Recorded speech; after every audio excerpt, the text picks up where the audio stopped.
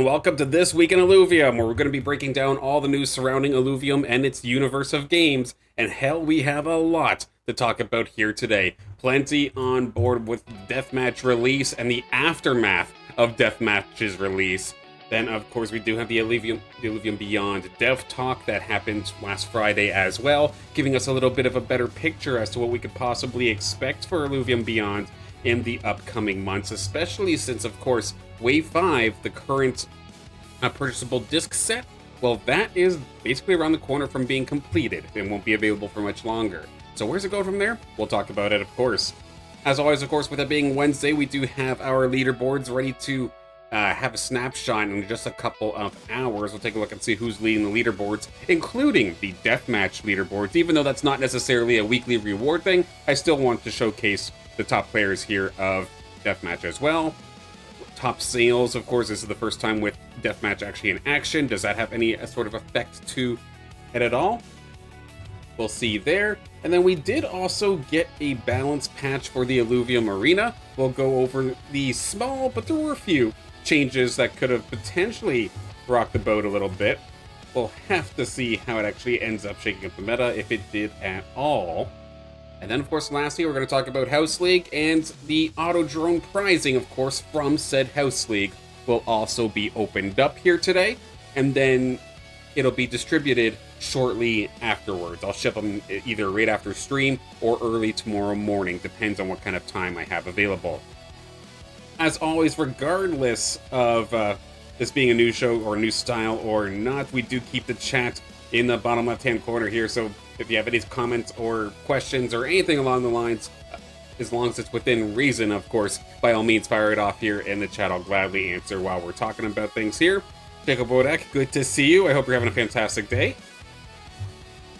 And with that, the first thing we're going to be talking about here, of course, is Illuvium Deathmatch. We did see the release of it right after This Week in Illuvium from last week. I think it was Thursday morning, I believe. Or no, it was like Thursday afternoon for me, but for some it was probably Thursday morning, with Deathmatch officially releasing.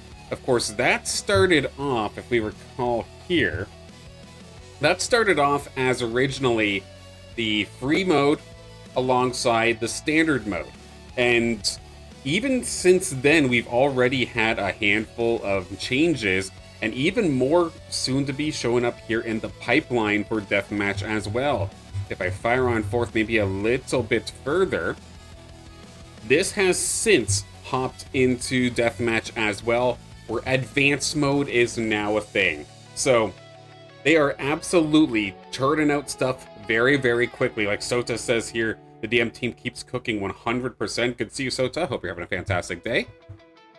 Yeah, advanced mode. So now, if the standard mode was a $1 ante-in, like entry fee, with the maximum that you would get back if you won was $2.60, so double your money and then a little bit extra. Outside of jackpot as well, that's something to keep in mind, of course. And this advanced mode is the heavier hitter of that. So instead of the 260, I think it's borderline 260. No, not 260. That's the down mode. It's like 20 something bucks per win.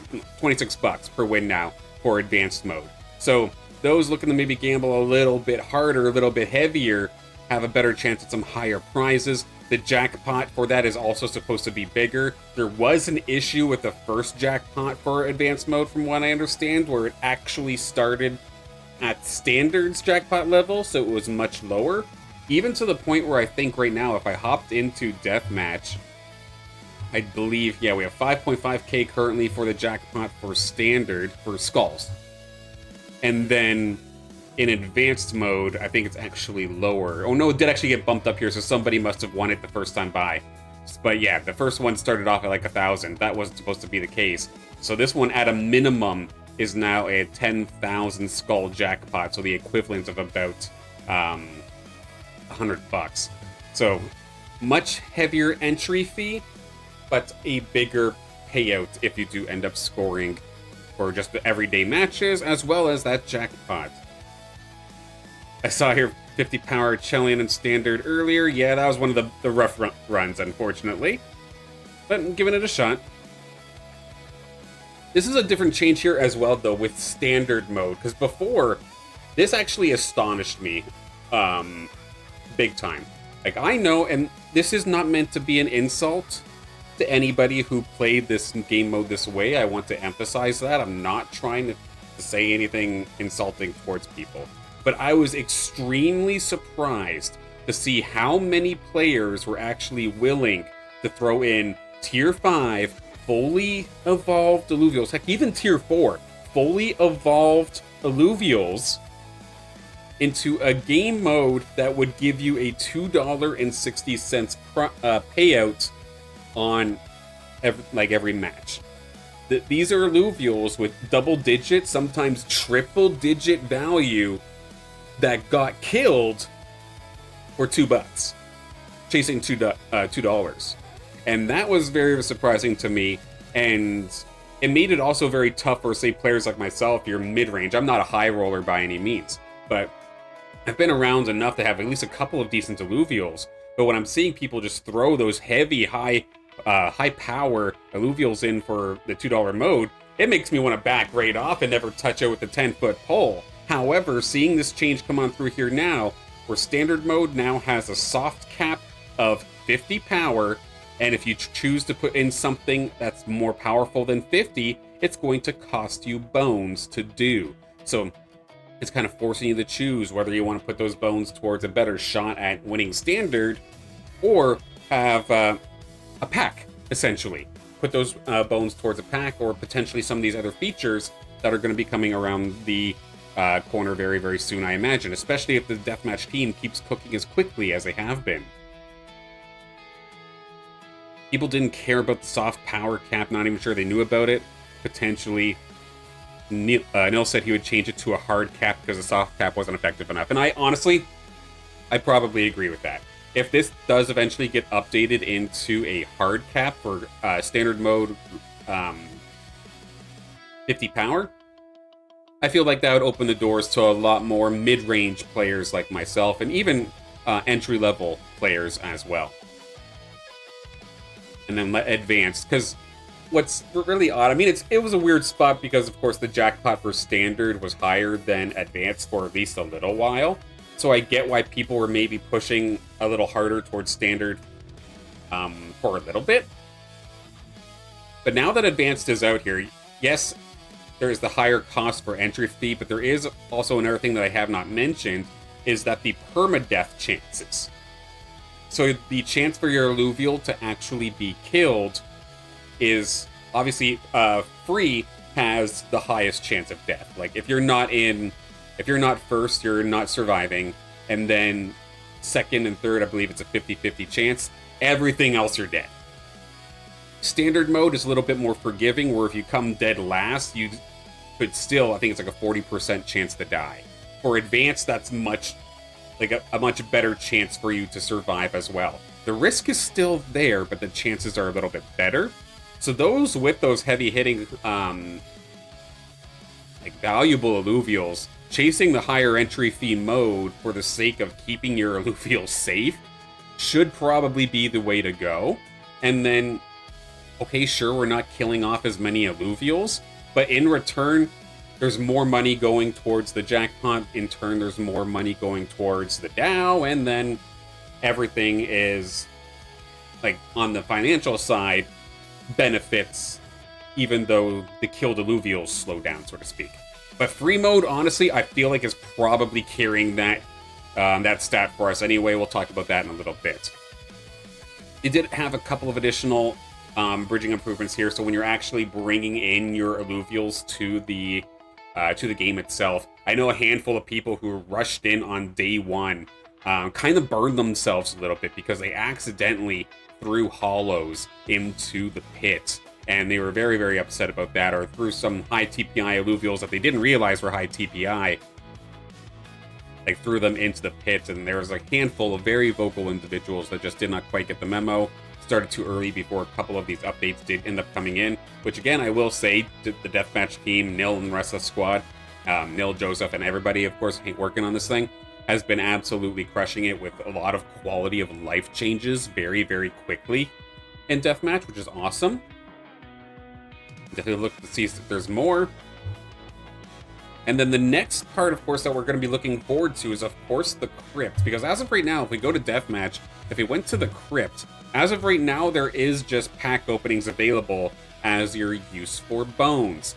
However, a lot of these options and more options that aren't even being shown on the screen right now have been talked about. So, resurrecting challengers and whatnot, from what I understand, you can't just keep resurrecting the same Illuvial over and over and over again, but you can pay, I believe you're paying bones, but you're using bones to bring an Illuvial back one more time. So if you did accidentally throw that hollow into the pit, you very well could bring them back, get them out of the game so you don't do that again. A jackpot multiplier in regards to bettering your odds of actually hitting the jackpot if you win. I don't know if that's a one-time use thing or if it's a timed session style, but that could be potentially coming on through as well, alongside boosters. And then, of course, cosmetics right around the corner. And there's been a bunch of others speculated on the Discord, especially in the testing section as well. But until there's any sort of official announcement about that, I will pause in regards to that, not to give any false information. Yeah, we can expect these coming on through here, which again is going to add additional utility to bones, which is kind of the big talking point right now, because as of this moment, a lot of the longer term players are angry at the fact that a lot of people are just spamming the free mode and then walking away with higher TPI Illuvials to upgrade their Illuvium team. Now, are bones maybe a little bit too easy to get right now? You can argue, sure.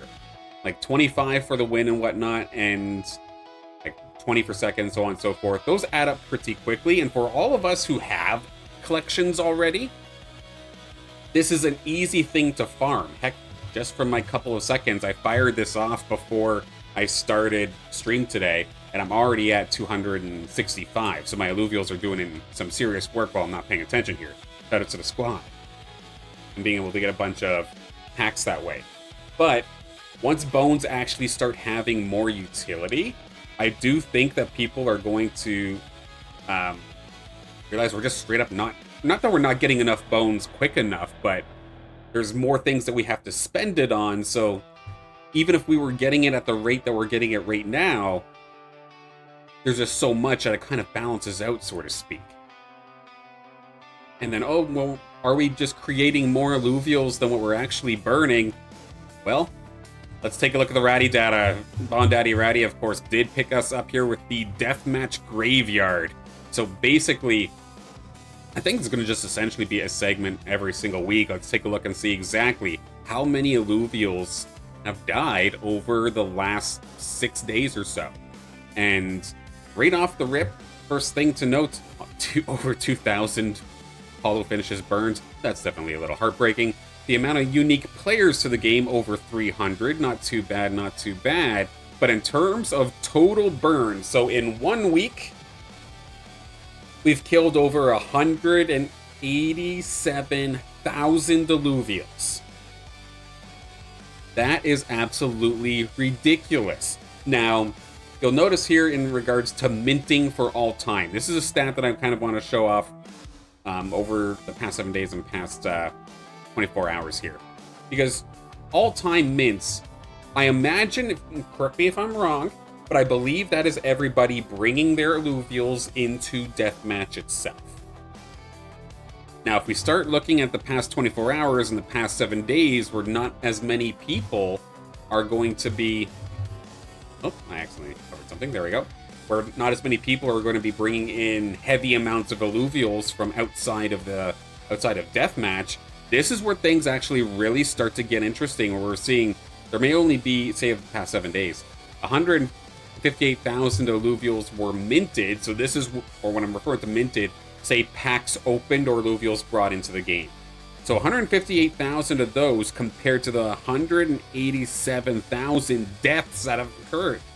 So that's like, what, a net loss of just about 30,000 Illuvials killed. And there could be an interesting dynamic. Of course, this game, it's not a short-term thing. This is supposed to be around for a long time. Of course, just for the sake of course, Web3 gambling, but at the same time to also drive down the amount of numbers for the Illuvials in these big collections. And there could be a world where we actually might start running out of Illuvials. I'll talk about that, I think, in another video sometime soon. But the fact that we're seeing more deaths compared to mittens means we are losing Illuvials, which means the game's working as intended. And if they do end up adding more utility to bones, and they do make you choose against a pack, so to speak, because of other options that are available. Maybe I'm taking those bones and using them towards boosts instead of buying a pack or something along those lines. That, and then of course a nerf coming very soon. In fact, it might be today, where bones, the amount you get per placement is actually going to be lowered ever so slightly. And I think we're going to start seeing a lot more Illuvial deaths compared to mints, even more so than we've already seen over the past 7 days. And this is something that I'm personally very interested in. Of course, with this, let me hop over to my spreadsheet here for a second, but as a part of a new list that I am keeping track of, I've been keeping track of every single Illuvial in their totals across... Oh, it's not even showing up on the screen here. Okay, well, you have to trust me here for a second. I don't necessarily have the sheet here for you. But I've been keeping track of every single Illuvial and how many there are in the entire world as of this moment, in terms of the game. And I genuinely do believe if we keep up this pace, that we could have an endangered species list. I'd argue we already have a handful of Illuvials that would be on the endangered species list. And the problem is that they're Deathmatch favorites. So it is going to be very interesting seeing going forth, which is also another big reason, of course, why I had just kind of gotten started with the community rescue. Because if there does end up being breeding in the game, I want to make sure that we at least have two Illuvials of the same species safe to where we can breed those Illuvials that are extinct, or almost, or endangered at least. So people can continue to get those Illuvials even if their numbers are low. Because with the numbers that I'm seeing right here, and the fact that we're probably going to see more Illuvials die faster, we're going to get there. It's going to be really, really tough.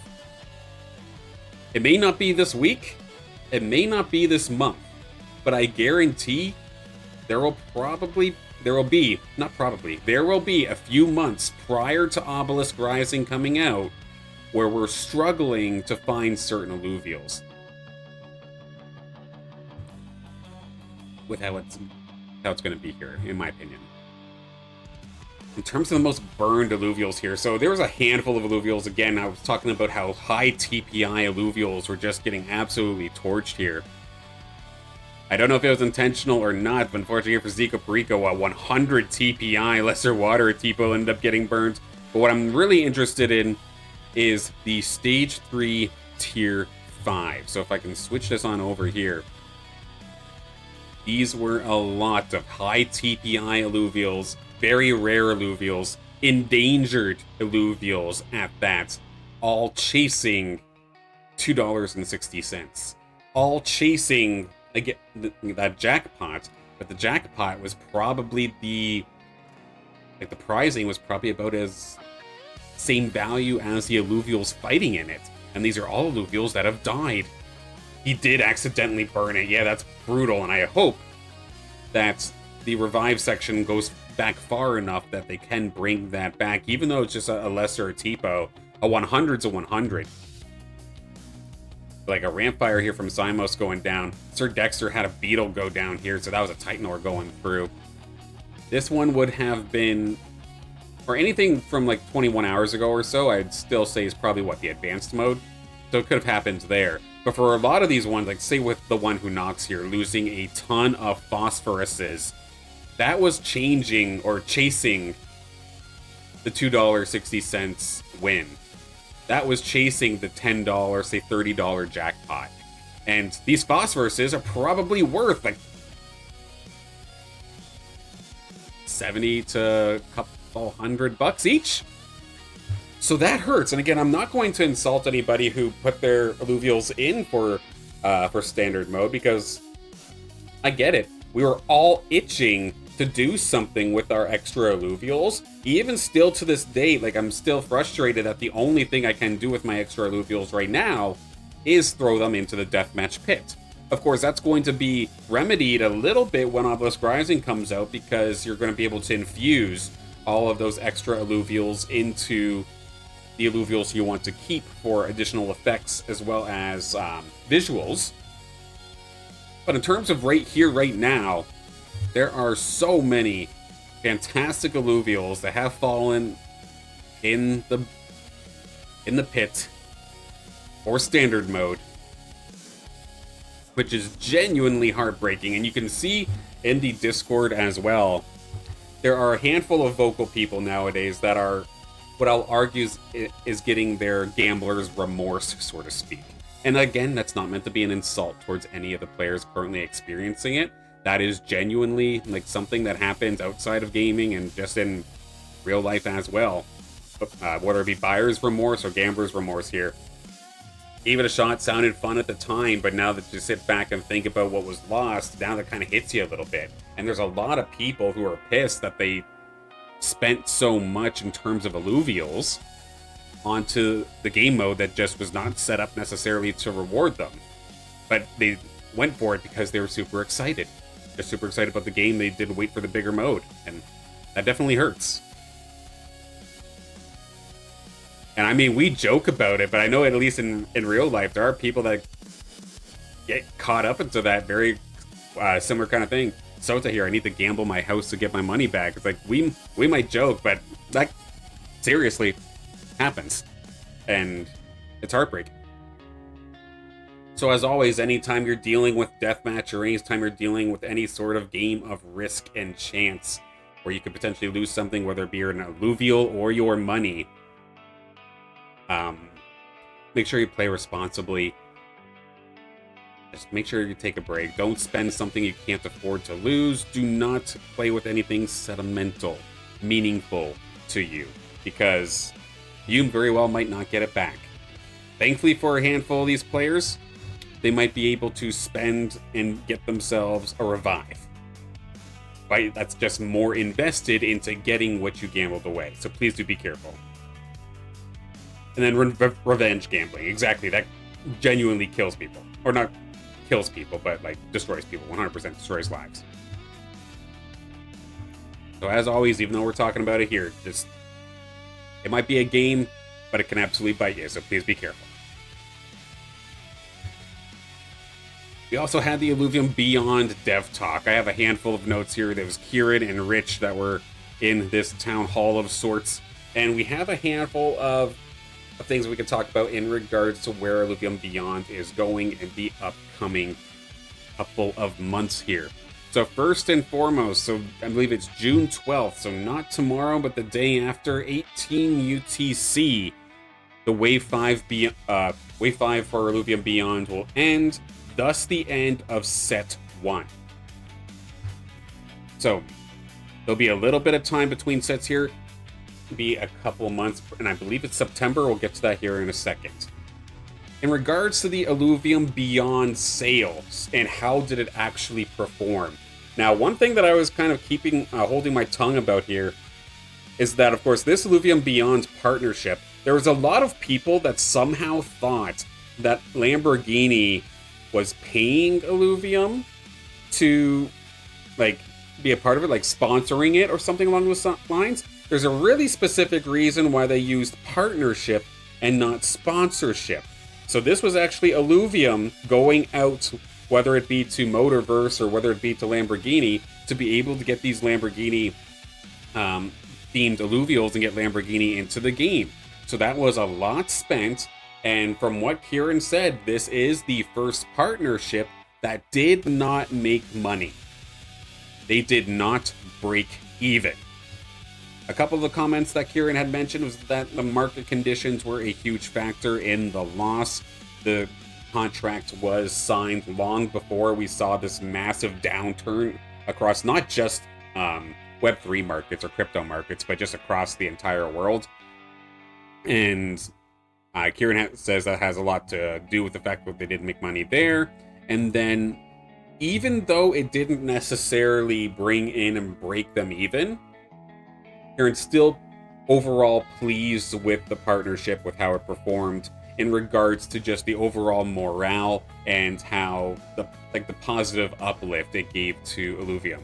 So in terms of things that can't be tracked on an accounting sheet, it was still overall positive. But it definitely cost a lot, to the point where all those sales, whether it be the discs or the, I guess, the fees afterwards, yeah, did not necessarily break them even. Apparently it wasn't by that much, so that's another thing to note. So they were very close to breaking even, but still, a loss is a loss. And when you've got people like myself who are constantly hounding you over why can't Arena get any funding or something along those lines, it stings a little. But having Lamborghini in the game now forever here is still really cool. But that's all I can really say about that.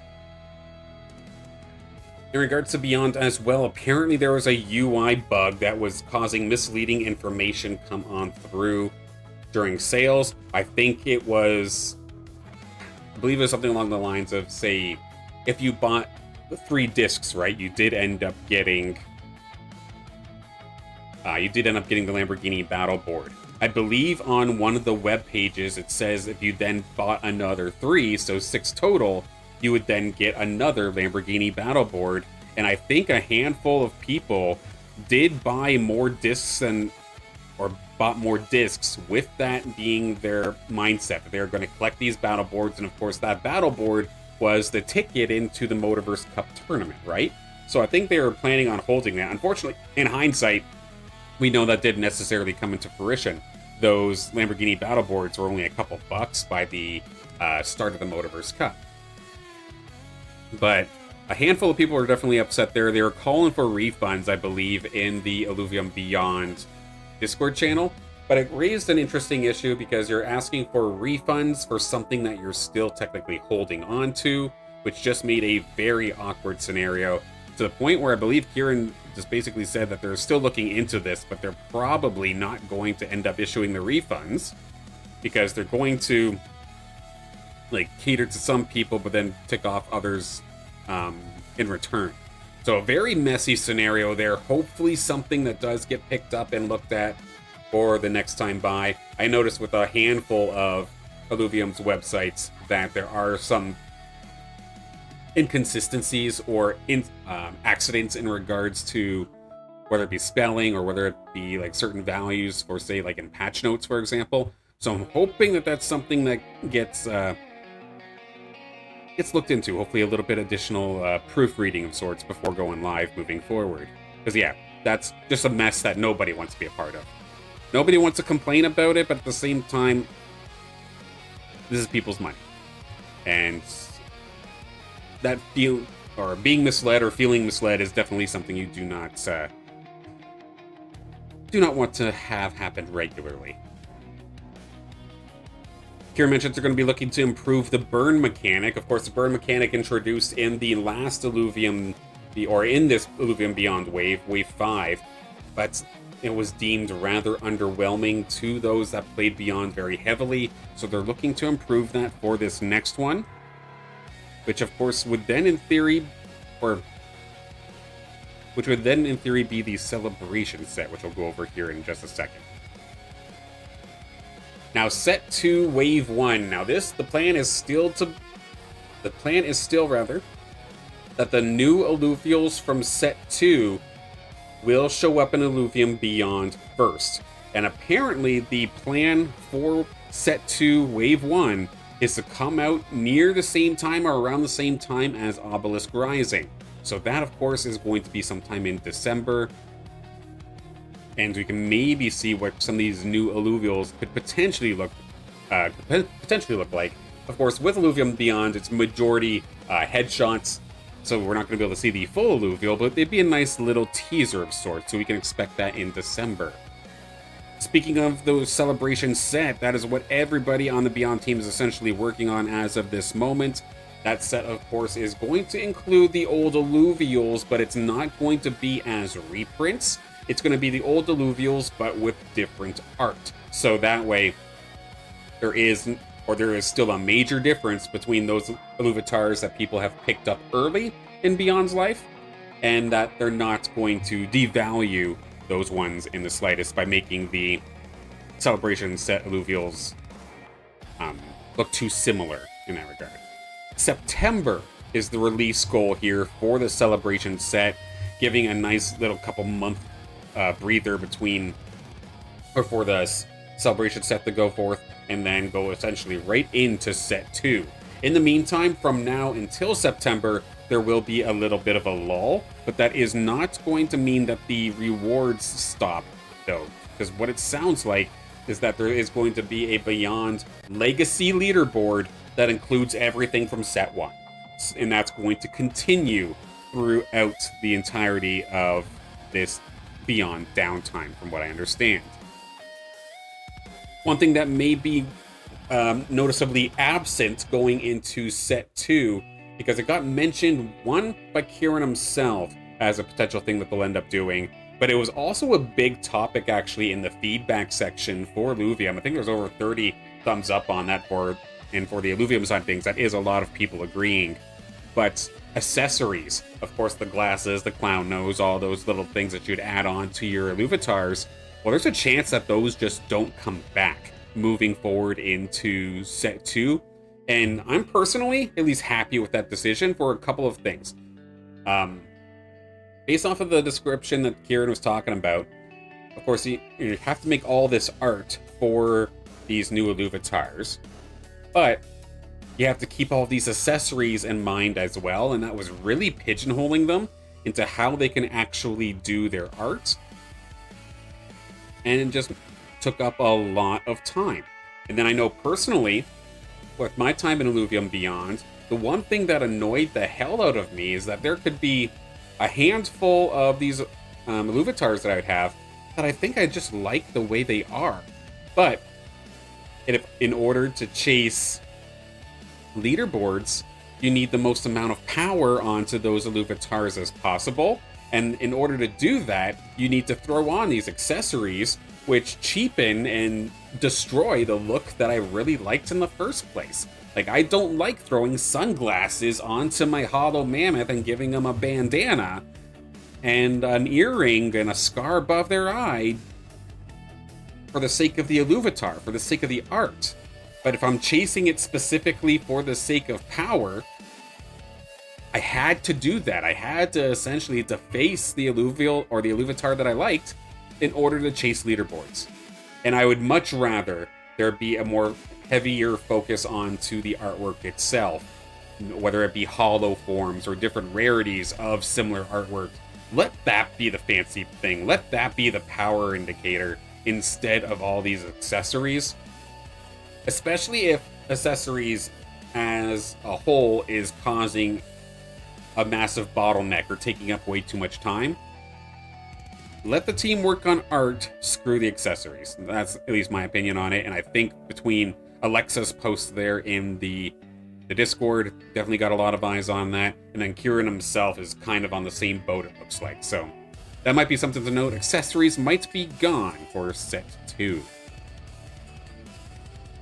They very quickly as well touched on the Illuvium Beyond trading card game, now given the name Illuvium Chaos. That is going to be the name of the Beyond TCG. It's going to be its own standalone game, but there is no launch date currently set for that card game. Definitely interested to see how that ends up going through. I know we had Drone Stone before from Illumination that kind of took a similar idea where you'd have the Illuvium cards based off of, or it wasn't completely linked with their Beyond, but the same idea. It was Illuvium Hearthstone, basically. And I'm curious if Chaos takes that and runs with it further, or if it plays like its own game. Well, I'm definitely looking forward to seeing that. Trading card games as a whole aren't necessarily my cup of tea, but I have definitely enjoyed one here and there. It's just not something I hard grind, so to speak, but when it does come out, you absolutely know that I'll be taking a look at it and covering it. And if I'm having fun, maybe we'll dig into it a little bit deeper. We'll see.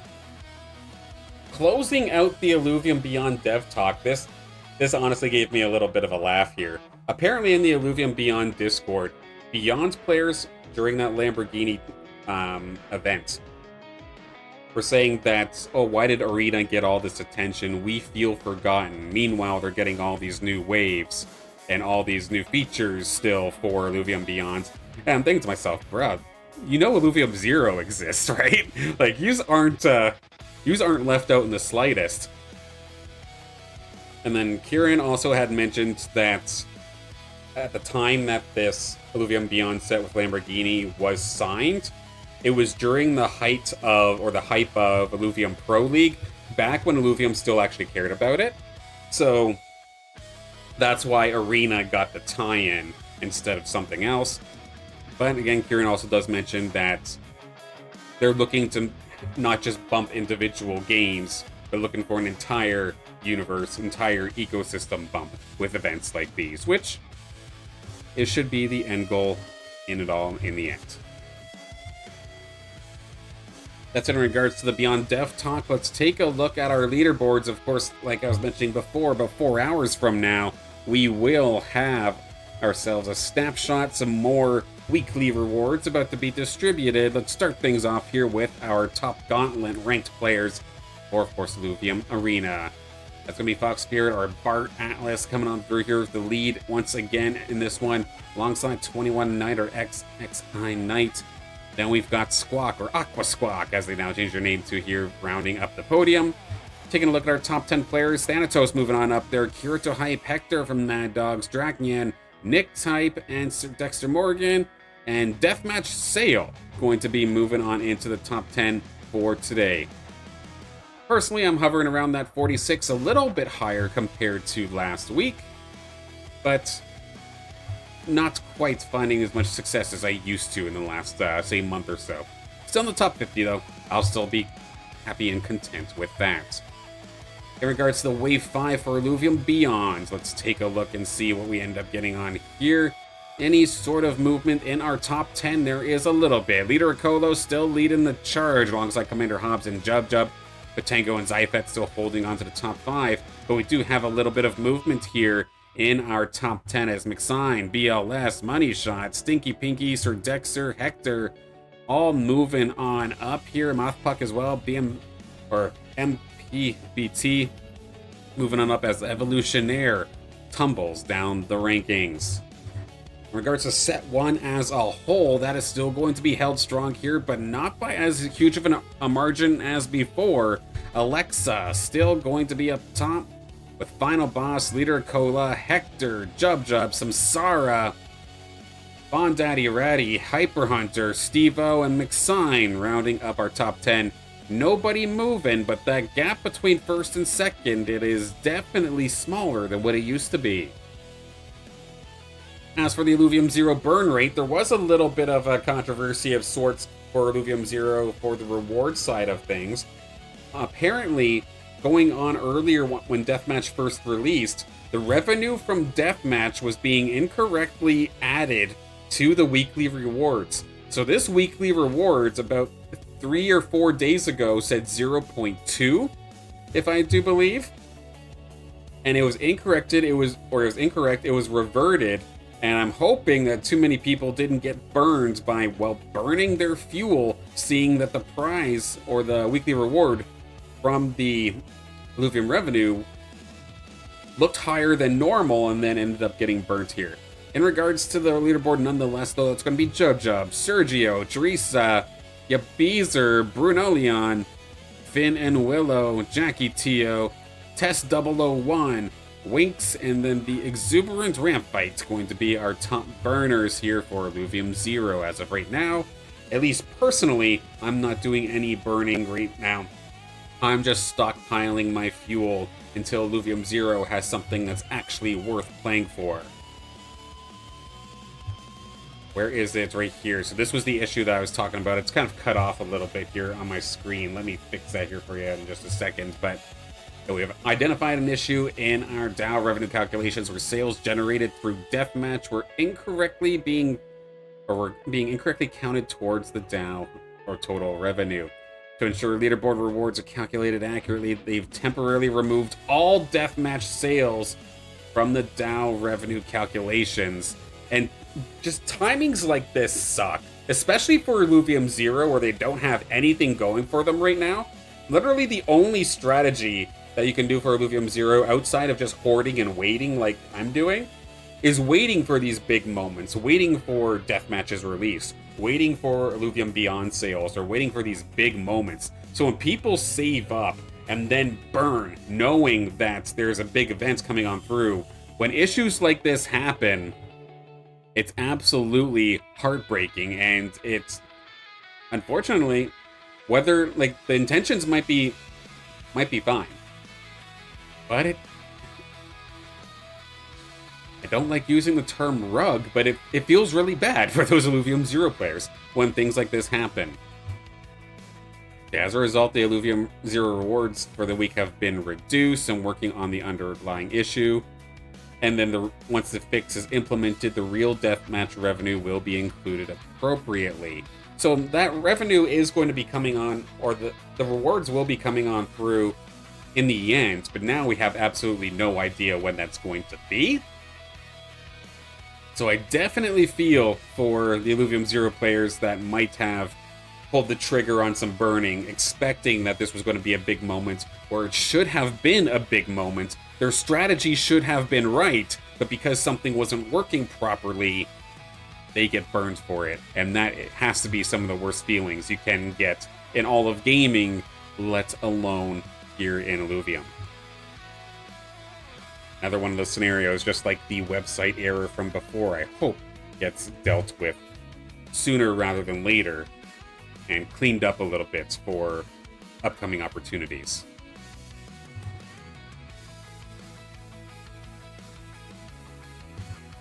Okay, top sales here for the week. Of course, this is going to be our first time taking a look at the marketplace while Deathmatch is active. So especially here for the Illuviums, Illuvials themselves, it is an interesting thing that I definitely want to take a look at. Fixing it up here in just a moment's time. Recent sales from the past 7 days, our top 25 Illuvials is what we'll be taking a look at here today. Down towards the bottom, let's get into some of things right here, right now. So, Phosphorus's, they seem to be performing extremely admirably in Deathmatch as of right now.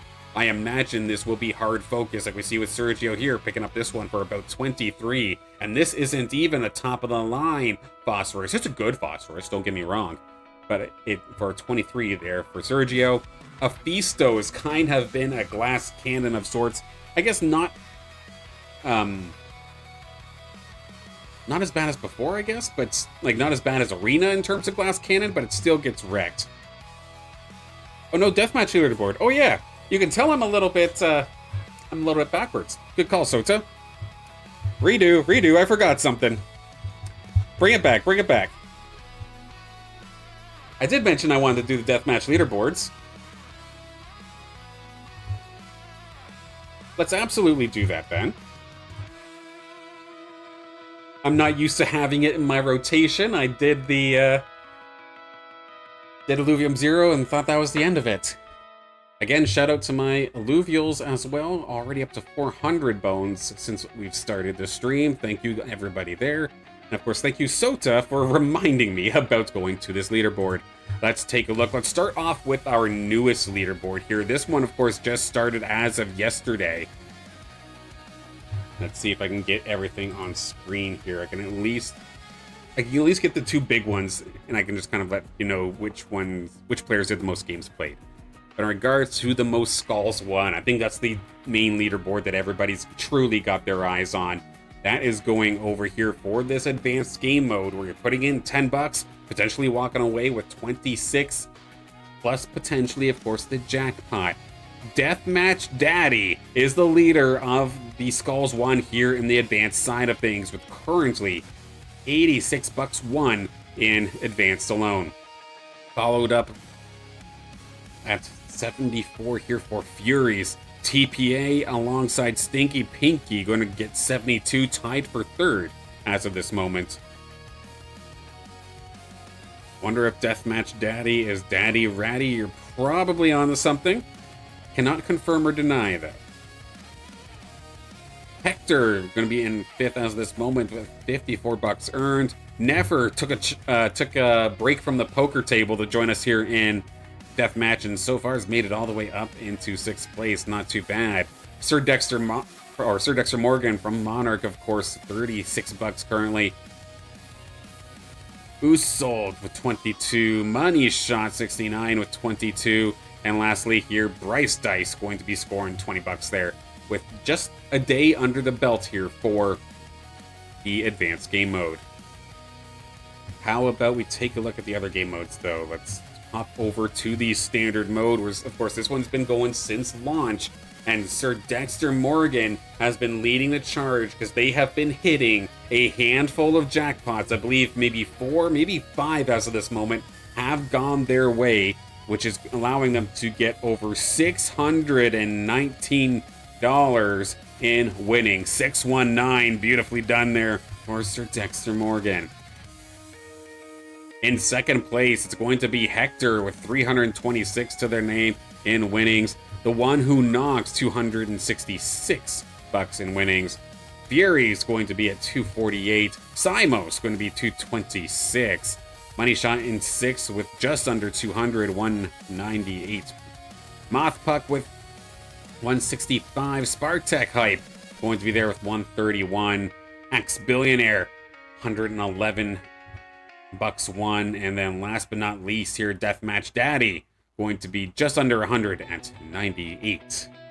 Dexter the Jackpot Farmer 100%. Yeah, just clutching it up. And that story,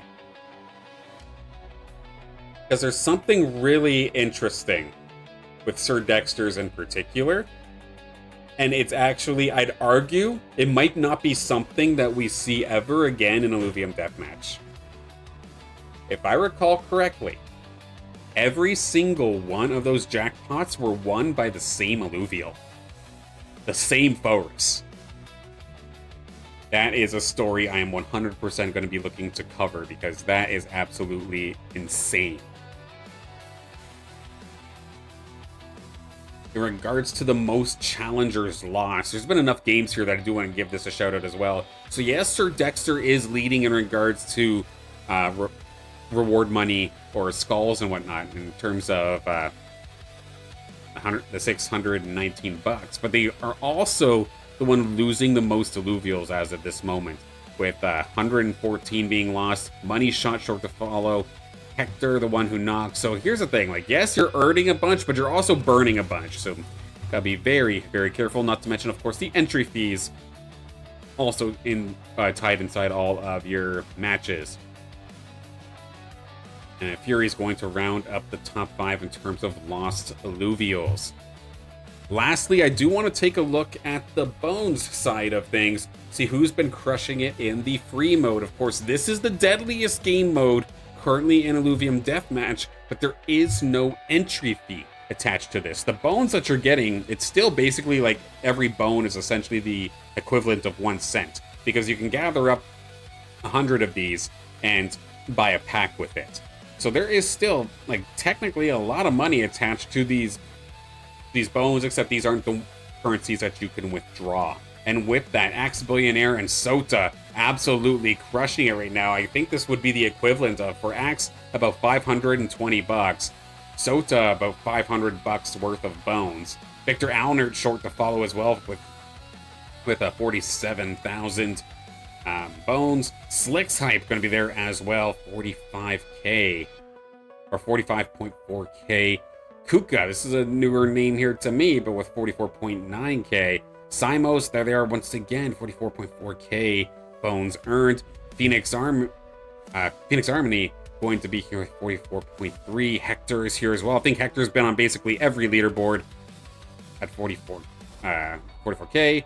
Do have Burn Crisis here as well, 43.1, alongside Furies, 43.1. But the disgusting amount of deaths that this game mode causes is ridiculous. If we looked back to standard, where maybe there was a couple hundred Illuvials lost, we're talking about thousands of Illuvials lost here.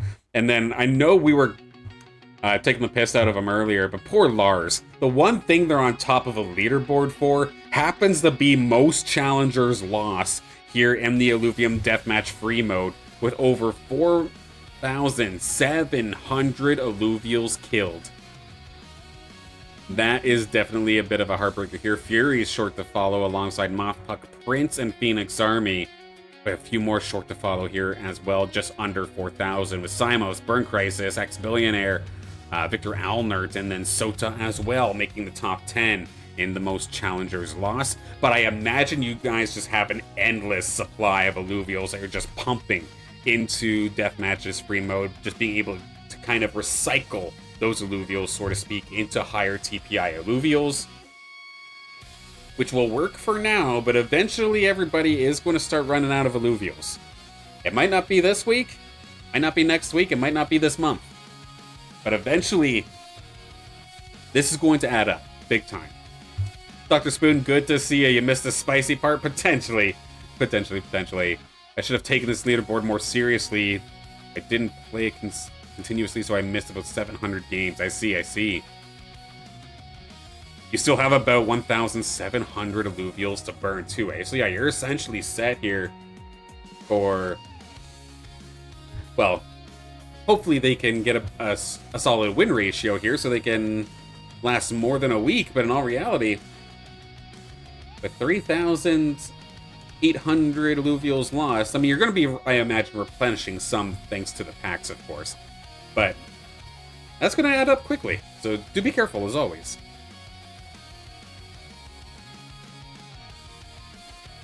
And with that, that is the leaderboards as of right now here for Illuvium Deathmatch. I'm gladly going to be taking a look at this every single week as well.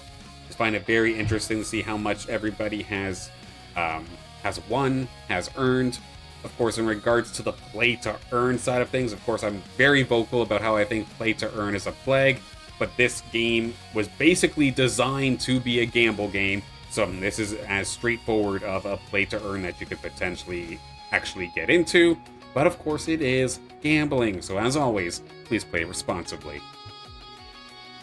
Speaking of Ex-Billionaire, there they are here in chat. Good to see you. Hope you're having a fantastic day.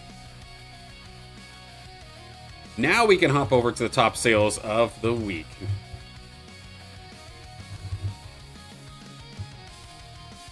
We were talking about this Phosphorus. Again, Phosphorus was doing very good in Deathmatch, but we've seen a lot of very strong ones die over the last week. So replenishing those Phosphoruses going to be, I imagine, a pricey task. A nice 71 TPI, a good Phosphorus. Not amazing, but a good one.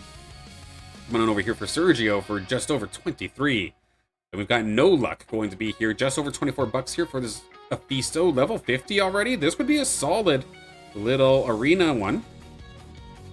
But going to end up being picked up here nonetheless. Not sure what they're going to be doing with it, but a nice one nonetheless. Congratulations. Now, personally, I'm interested in this one because I'm not sure if anybody saw my X account, but of course, I've been showing my rescues or sorts on my X account and been posting them when I open up the packs with bones and whatnot. And a big one that I had happen to me this morning, actually.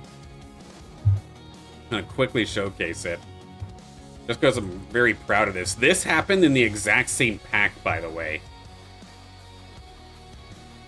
Kind of absurd. I wish I was streaming. But a near perfect Lesser Water Valente, and then a 94 TPI Lynx. I immediately shipped these over to my arena team.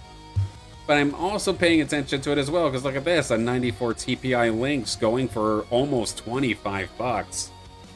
That's definitely on my radar, so to speak. That one being picked up by Badul. Nice little Lynx there. The fact that it's already leveled as well is huge. Nice pickup. For just under 25 bucks, we have this 88 TPI Illuvial going over to Sergio. Beautiful Blazonite. A nearly perfect dash coming on in here, just over 25. This one getting picked up by HZ Shine from Monarch. Nicely done there. I hope that this guy is going into Arena But there is a good chance that this could go into Deathmatch as well. Of course, Dash, the Umber Line, a very high DPS Illuvial in Deathmatch. Granted, their AoE is not as crazy as some Illuvials in regards to distance, but they make up for that in damage. So I imagine an Illuvial like this would absolutely shine, regardless if it's the arena or in Deathmatch. This Jotun is dead. That one picked up by Axe Billionaire for 26.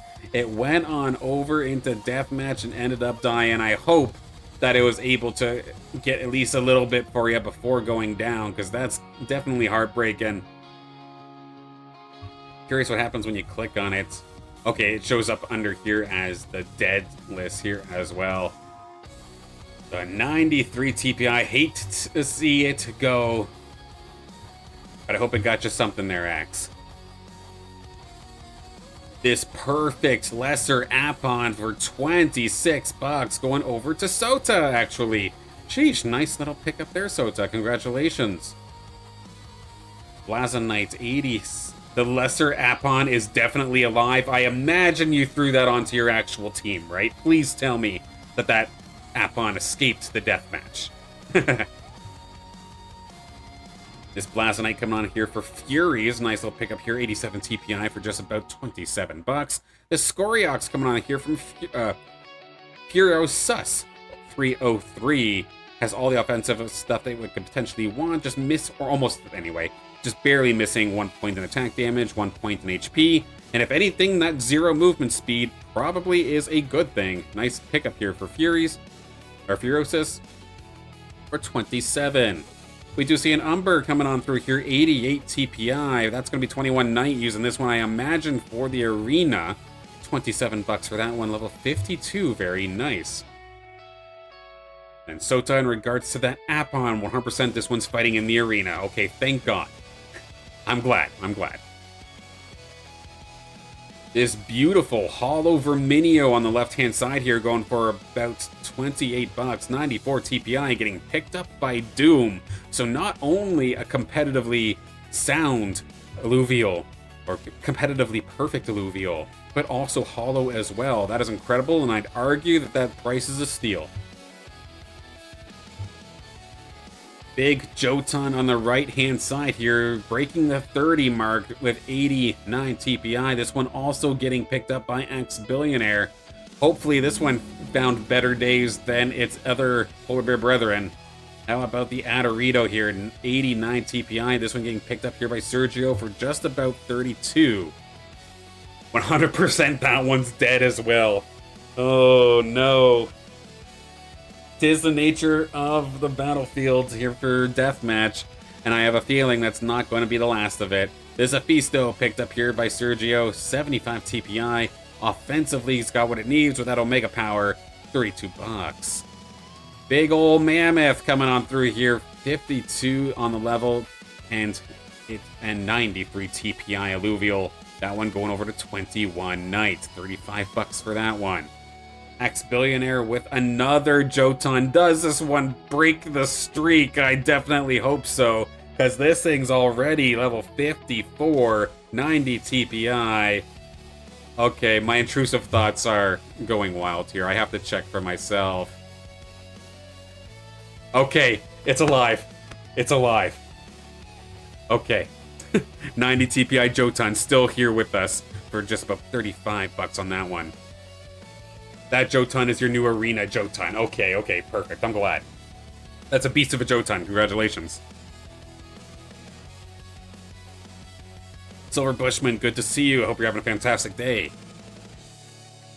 Is Adorito coming on fourth here. 91 TPI getting picked up here by Sergio as well. Just missing a little bit of resistances, and that's about it, so not bad. A hollowed out Sinolf here for about 37 bucks, 84 TPI going over to Doom. So Doom finding a handful of competitively viable Illuvials also being hollow. That's, again, not just competitive, but very flashy as well.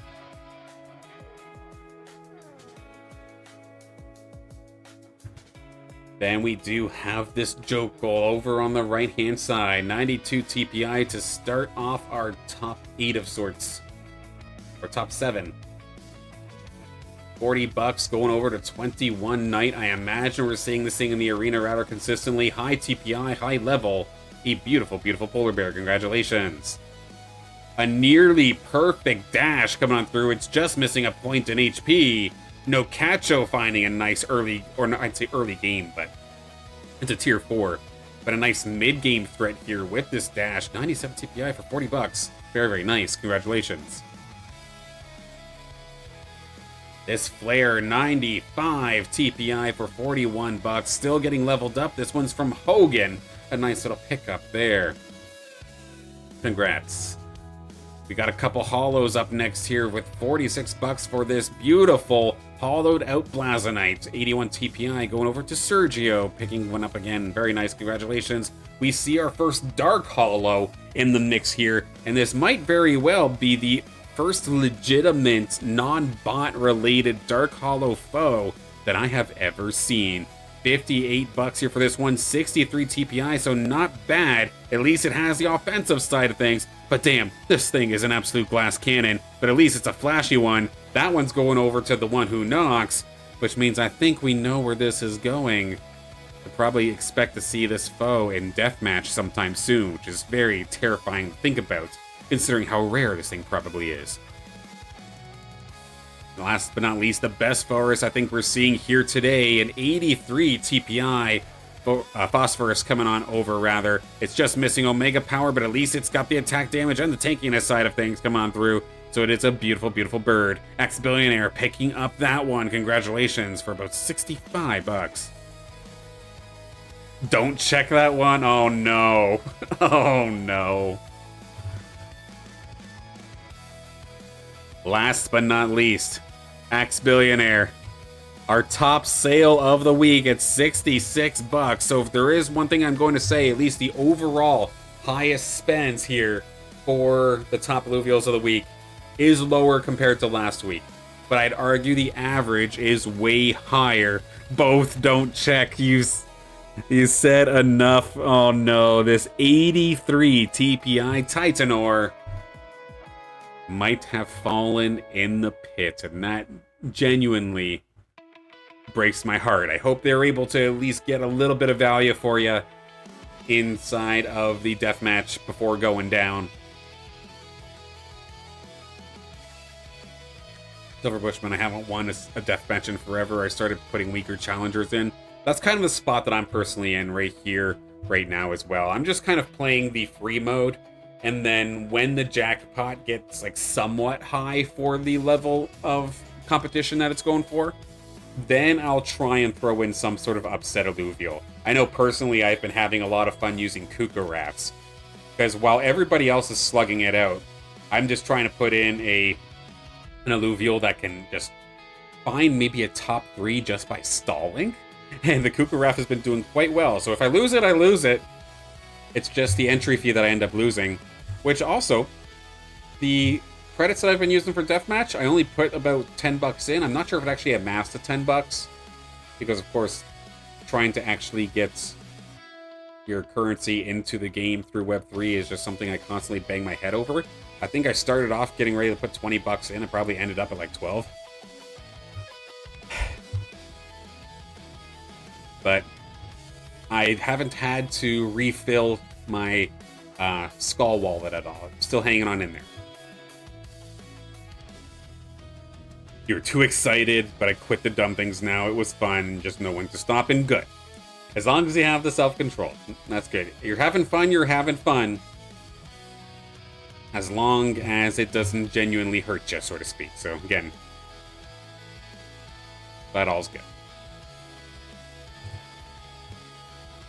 While the Illuvium 0 side of things is still very quiet, a lot of us, of course, still waiting on a purpose for the game, but we still have a couple of sales, and arguably, again, if you're trying to load up and build up your city for Illuvium 0, again, not financial advice, but I'd argue this is a fine time to get started with it, because with the markets essentially completely crap in the bed, so to speak, thanks to outside factors, and the fact that nobody is really that gung-ho about Illuvium 0 right now, it means actually getting entry-level plots into the game is actually a very inexpensive option. Heck, even going up all the way to tier 3s don't seem that expensive based off of our sales here for this week. This is the top 25, but of course there isn't actually even 25 sales. So taking a look and seeing who's picking up a couple of plots here. We got Papixie going to be picking up this spot here at Halcyon Sea for about 26. A couple for 26 here. Captain Morgan going to be picking up this extra spot here at the Shard Bluff Labyrinth. At Crystal Shores, another tier 1. This one going over to Sergio, who's basically just non-stop collecting these things. I can only imagine what their Illuvium Zero plot list looks like. NFT Dealer not just rocking it in the Deathmatch, but also going to be picking up some spots here at Shard Bluff Labyrinth for about 28. Papixie here as well with this spot from the Halcyon Sea for about 34. Moving up into a tier 2 slot for just under 90 bucks. We're going to see Communiac picking up this spot here at Crimson Wastes. Then we move in to a tier 3 plot. A tier 3 going for 88 is actually kind of huge. The Endearing Valente going to be picking up that one. Nice little steal there, considering most of the tier 3s are around this kind of price range. Here at Abyssal Basin as well, the Fitatipo going to be picking up that one. Then our biggest sales here in regards to land plots, we do have a Shard Bluff Labyrinth plot for about 673, going over to Brunolion, one of our top players, of course, in Illuvium Zero as of right now. The second plot also going over to Bruno at 935. Of course, the one thing that we don't have any context for as well is for people potentially trying to set up mega cities, where you believe you have to get 4 plots in a square around each other, which could very well determine some of the fluctuations you see on these prices. And now Axe just stun locked me here with the 6-7. Yes, this 673. God damn it. Apply to dimensions 2D like Deathmatch has to 0. Do a little activity within the land. That'd be cool. Like, I remember when I was pitched the Illuvium Zero side of things when I first started into the game.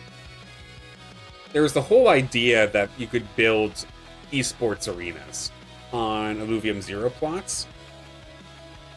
And while that would have been just strictly tied to the tier 5 plots, the idea that that was even a thing was something that was extremely exciting to me, and I wanted to get involved with that. Has that actually become a thing? I have no idea. But I do think it would be really cool. Well, there's 2 options, actually, for Illuvium Zero plots that I think would be really cool, actually, to implement. If there was an underground deathmatch pit that you could put into the game, and potentially have some sort of interaction that could affect gameplay in deathmatch, that'd be really cool. And then the other big one that I want for the future, it doesn't have to be right away, but this would be one of the updates outside of course, training gems. I know it's a running meme at this point here, when's training gems, but one thing that I would love to see implemented into Illuvium as a whole is some sort of breeding mechanic, where you would take 2 Illuvials, and then they would then make an offspring of another one. I'm not exactly sure how you would do this, because I wouldn't want the parents to be burned. I wouldn't want this to be behave similarly to how Fusion did. I'd want to keep the parents in order for that to happen. But I would love for Illuvium Zero to exclusively get like a breeding farm or an alluvial farm of some sort. Have it behave kind of similarly to what you would do with a scanner, where you have a relatively big piece of, or a relatively big building with the farm, and the more open space around it, the better, and whether that increases, or rather, it makes the breeding process faster, or whether it maybe potentially helps in regards to the TPI of the offspring alongside the parents. That is something I would love to see Illuvium Zero get. There's still so much that I think Illuvium Zero can do. It's definitely painful right now, seeing it kind of in this dull state, but I have to keep reminding myself, this is the support game for the main game, and the main game is being built right now, which of course is Obelisk Rising. So I will be patient no matter how difficult it may be. Now, we did actually get an arena patch. I want to quickly touch on this one because there's not a whole heck of a lot to touch on in this patch notes. We can just bring this over to here. There we go. Please check the Discord deathmatch for a second. Oh my god. Okay, what the hell did you guys do?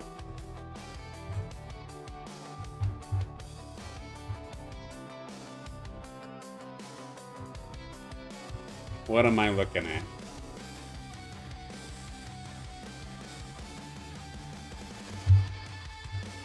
Alrighty, 1 second.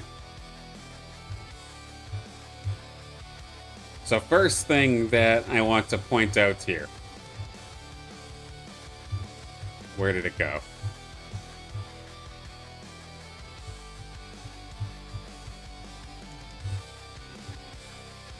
Quickly trying to pull it up. Sorry, bear with me a second.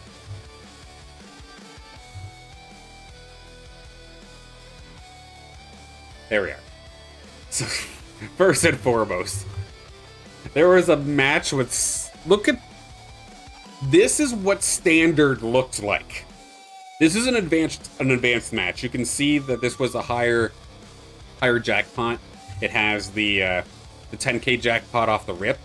But honestly, this is what lobbies looked like chasing $2.60. We saw in our top sales of the week where one of these Titan ores could be going for 30 bucks, if not more. And this is what lobbies looked like. I found that kind of crazy. The fact that there's 6 Titan ores here is absolutely ridiculous.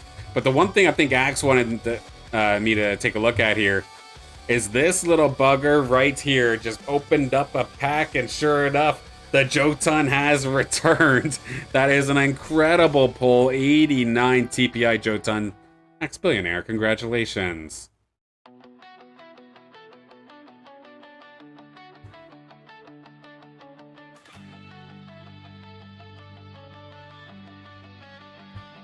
No, absolutely.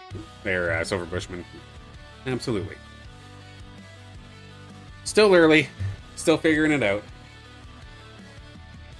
Now the arena patch real quick. Let's hop on back on over here. So there were a handful of balance adjustments. Of course, going into this patch, or the patch that we played in the Motorverse Cup, it was very apparent with how dominant 6 fire team compositions were. And while the Scoriox or Furiox and Scoriox might have been the most contested unit, it wasn't necessarily, I'd argue, due to the snake itself, but rather just how good Furiox and Scorioxes are at actually capitalizing when they have a full fire team around them. So how did that translate into a patch? First and foremost, we do see a couple of nerfs to Illuvials.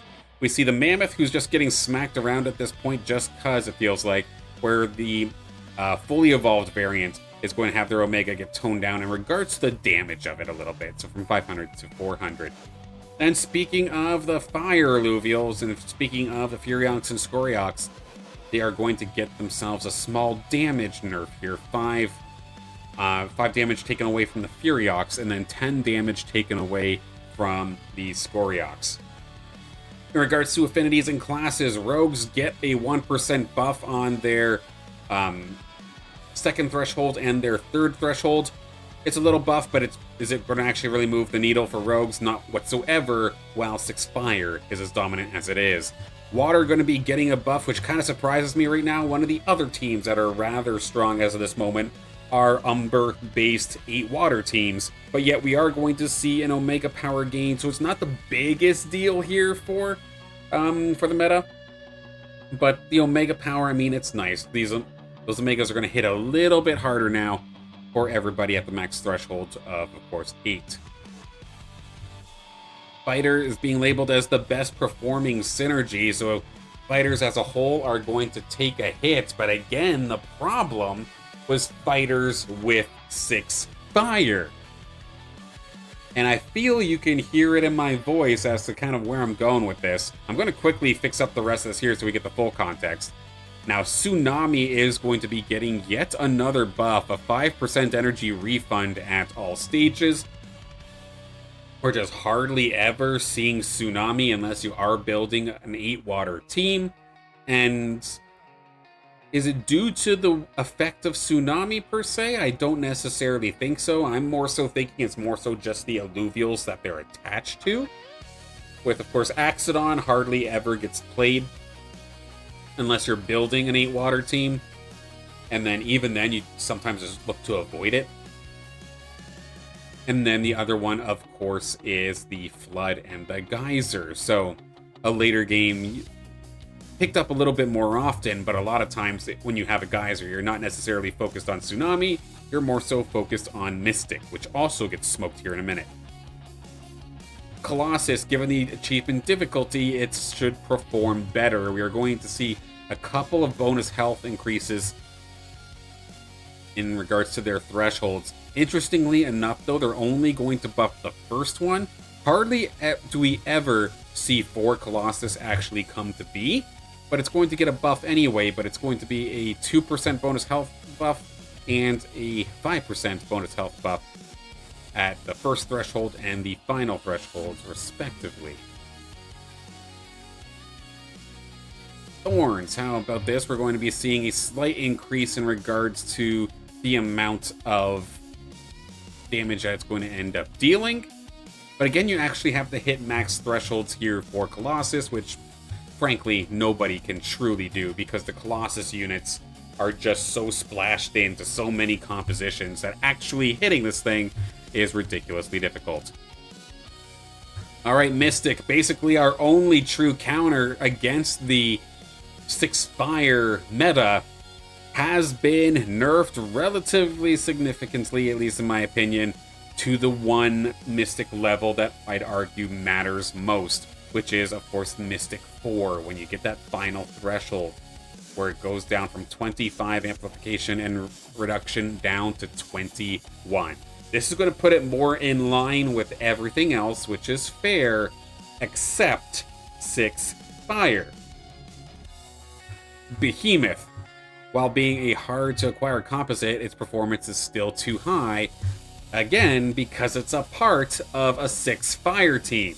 You'd be naturally getting Seer as a part of your team, and then it's just a matter of throwing in a Jotun if nobody's using it, and now you have one of the most, if not the most, powerful composition in the game. Does anybody notice something that is blatantly missing here in this patch notes? Once again, 6 fire has not been touched. So where does that put this meta? I argue it means that it's going to behave the exact same way, except we lost the counter of actually having Mystics. So if anybody is looking to climb the ladder, play fire. That is it. That is basically the end-all be-all here to this meta. It is a full firepower meta. Doesn't necessarily even have to be Scoriox. Scoriox probably performs the best with it, and it's probably going to be the most sought-after Illuvial still. But just 6 fire is absolutely ridiculous still. So, other teams are going to be good. If we took Inferno Arcanite out of the game, the 6 fire builds, or Inferno Behemoth, if we took those out of here, Mystic would still be a top-tier team. Rogues, I think, would be a top-tier team. Nature-based teams would be top-tier teams. But if all of those teams are S-tier, or if all those teams are, if all those teams are S-tier, then Inferno Arcanite 6 fire is like triple S at this point here. So I guess an easier way, if a couple of these teams are A-tier, Inferno Arcanite is S-tier. Which is just absolutely brutal. I am so surprised that this got away from the patch notes, with the whole focus, with the whole blame being put onto the Scoriox, when that wasn't at all what the problem was. And now this is going to set things up really stupid too, because when 6 fire does finally get nerfed, now the Scoriox also has a nerf attached to it as well, which we'll see. It wasn't that huge of a nerf, so it might not hurt it too badly. But the 6 fire is the problem. So do any of... Mondre Collects, good to see you. Hope you're having a fantastic day. So do any of the Earth-based teams counter the 6 fire? Yes, if people are contesting 6 fire.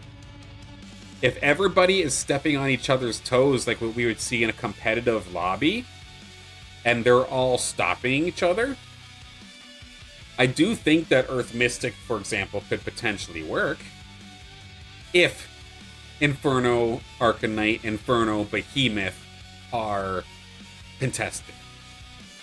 But in a situation like we're going for with Ranked right now, because let's be honest, Ranked outside of the Ratty Data tournament sessions, Ranked is very quiet. We're probably playing up against 1, maybe 2 more players right now. Everybody else is bots. So the likelihood of Inferno, Arcanite, or Inferno Behemoth being contested at all is very unlikely, to the point where, honestly, everybody's probably should be just spamming Inferno games until further notice. And the arena is going to be dull as hell for it. I'm thankful that in Illuvium Arena House League, that we do have a little bit more of a semi-competitive setting with full lobbies, so that we're not going to always just be run over by these damn Infernos. But for the meantime, the arena shall be lit ablaze. Sylen, how often do you send an update in regards to the community rescue? I'm interested in its current state. Funny that you ask. Let me hop on over to the House League section here. I will absolutely be talking about the community rescue every week during this week in Illuvium, and then if I have any, or if anyone asks on Discord, I'll gladly just show off the sheet. But otherwise, I will gladly show it off once here during House League. Of course, those that might not necessarily know what I'm talking about, of course, with Illuvium Deathmatch coming around, killing off a lot of Illuvials, and then with Caribou Cup, because Caribou Cup, of course, we have the starter decks, right? Where our newcomers would come in, they would place well, and then they'd have an opportunity to get some of their own Illuvials through these starter decks. Well, the thing is a couple of these Caribou Cup players, and I knew this was going to happen eventually, the starter decks that I had available are bottlenecking their progress, so to speak. There are many other things that they need upgrades on, and not even just Caribou Cup, but I see even high-level players that are missing things like tier 0s. I want to be able to have something that we can provide those players with Illuvials from the community. It doesn't necessarily need to be a good TPI, but also now with Deathmatch being here, to protect... I know it's going to sound stupid, it's going to sound crazy, and that I'm overthinking this dramatically, and I hope I am. Because with Deathmatch coming around, and we killed off 187,000 Illuvials in just 1 week. Yes, a handful of them came back as well, but it was a net, minus 30,000. And there are going to be Illuvials, especially sought-after Deathmatch Illuvials, that are already, I would argue, on the endangered species list, that could be essentially completely killed off in either not going to be listed whatsoever in people's wallets, so that they're never going to be actually on the Illuvidex to buy, or just completely gone as a whole. So with the Caribou Cup pricing in mind, alongside the preservation of Illuvials here in Illuvium, I have made, of course, Sylen's House Community Rescue. Let me hop into display cap here, something a little bit different, so we can actually see what I'm talking about. Oh, I'm snowing here today. Bear with me a second.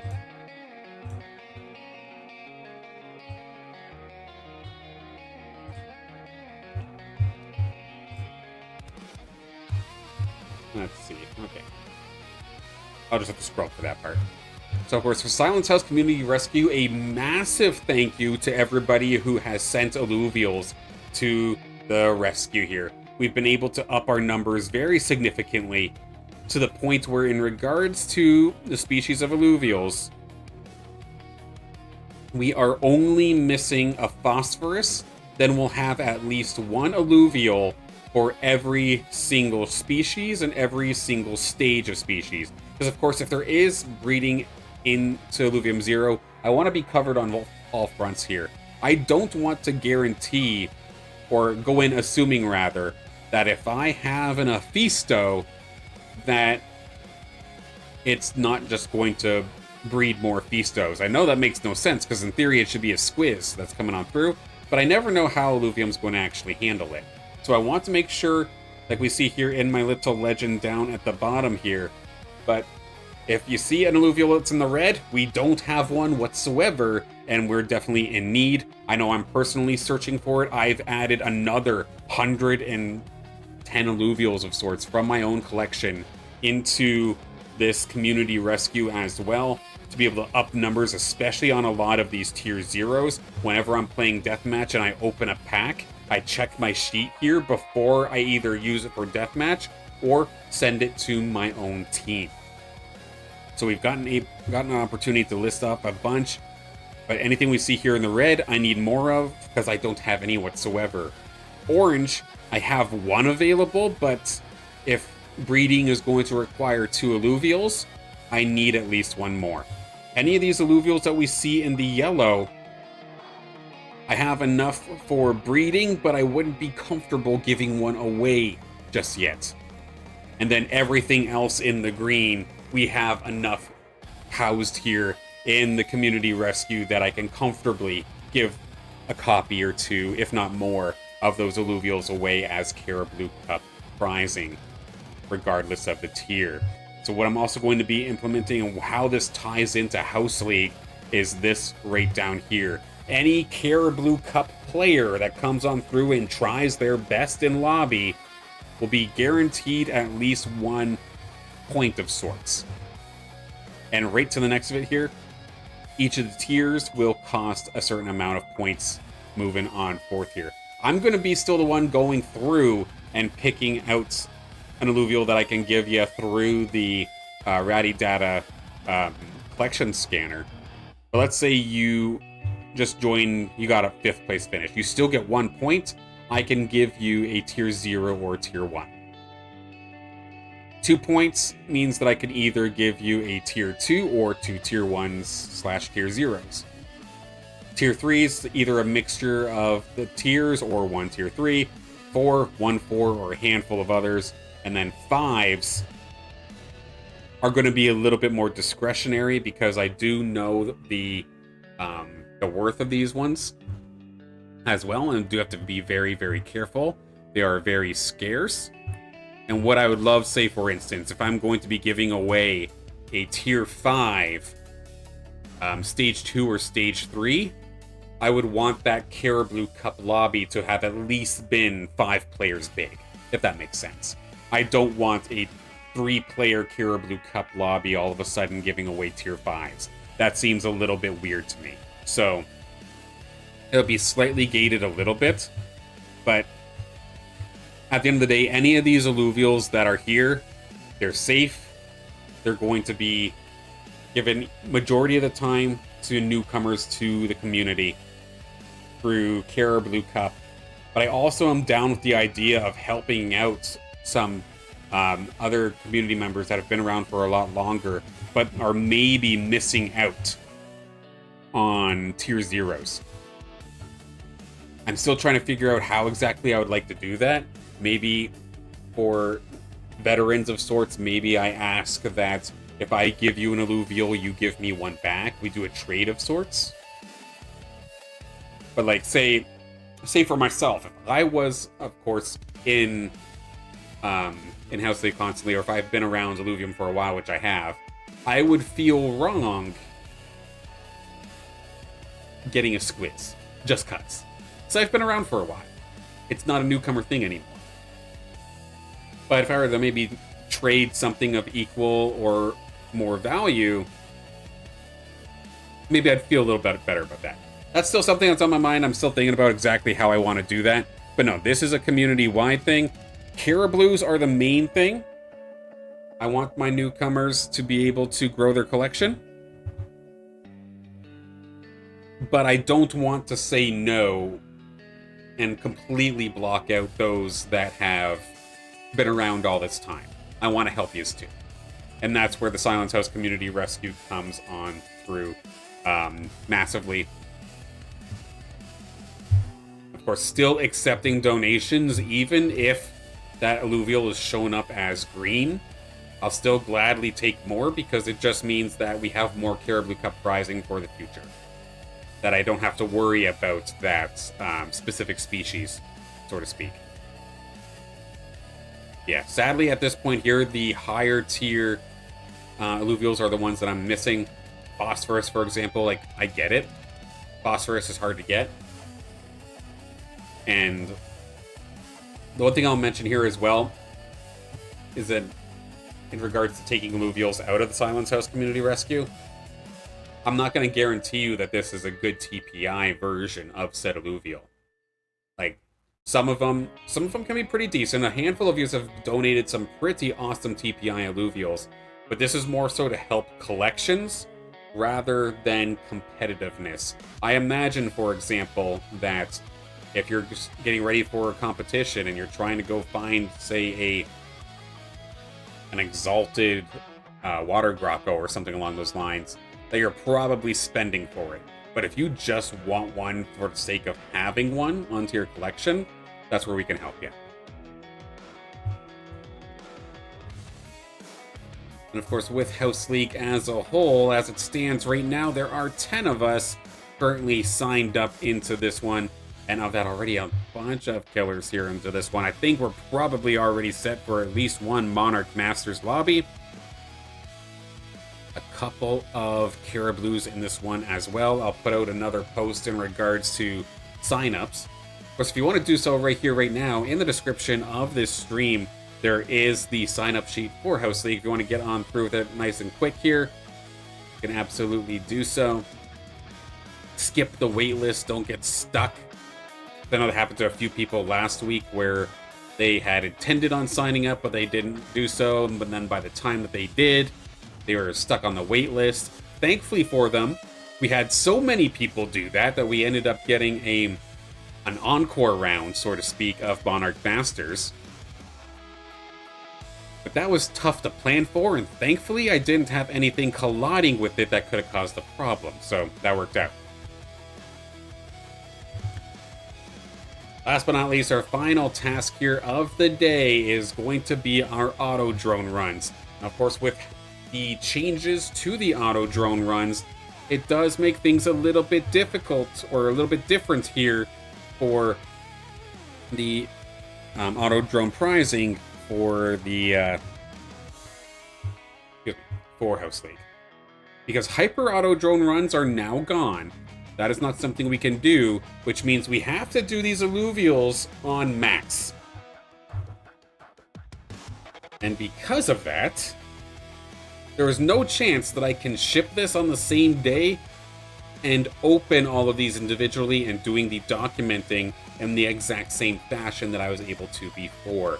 So what I'm going to be doing, of course, we'll have a little bit of a tag here in just a moment. I'll, of course, have my display cap, and then I'll be able to pop open here exactly who I'm drawing for and how many, where we're standing on the drawings. Everything will be opened up live on screen. You will see exactly which Illuvials were opened on your pack. And then after the stream, whether it be later on today or in a worst case scenario tomorrow morning, I will ship all of the Illuvials to everybody afterwards. I cannot do it live, unfortunately. That will take way too long. Okay, so with that, prize time.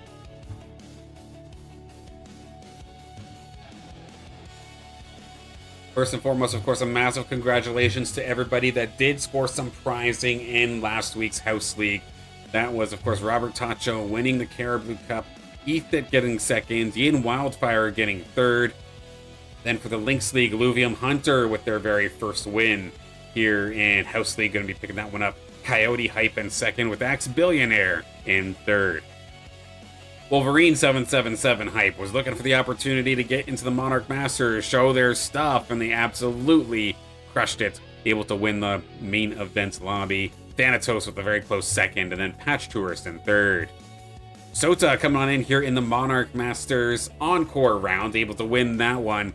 A bunch of Autodrones, of course, coming your way as well. Tank the Bank, an incredible run here as well with second place. And then Wolverine, since they won the Monarch Masters main event, they got bumped into the Encore and got a third with that as well. So congrats there to Wolverine with the double amounts of prizing. Thanks, of course, to the bump up system. Wolverine in particular requested me to do these openings off stream so that I could ship them, and that's already been done. And then in regards to all of the Illuvium Beyond prizing, this was already sent out to Illuvium.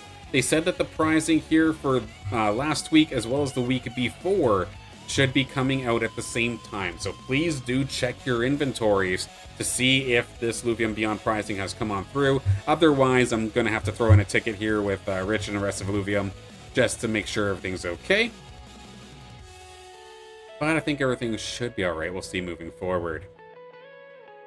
For Robert Tacho and ETH, that they did request, instead of me going through their Illuvials and picking out in particular individual ones, just to get another set of Autodrone runs. So we're going to be starting off with Caribou Cup with Yin Wildfire. They have one that we get to do here for them. So let's fire it off, why don't we, for Yin Wildfire for the third place here in the Caribou Cup portion of House League. Now, of course, even the Autodrone itself has changed a little bit. It's no longer one tier 0 slot in a pack. You can get multiple tier 0s in packs now, which for some that's probably a bit of a piss off. But for a bunch of us who may have been missing out on tier 0s, it might be a good way to start adding back to the collection, so to speak. The tier 0s might be rare right now, but they'll finally start getting replenished a little bit in the whole ecosystem. So for Yin Wildfire, let's take a look. We're going to get a little mule coming on through here. A nice little Hollow Winx as well. Cardalox, their fully evolved Water Buffalo coming on through here as well. The Krunk's a nice pickup too. The 6-7 Krunk. 6-7 Blaze It Krunk. Okay. Greater Fire Tipo. And then the biggest thing TPI-wise is going to be the Rota coming on through here for Yin Wildfire. Nice little pickup, and congratulations once again on your third place finish.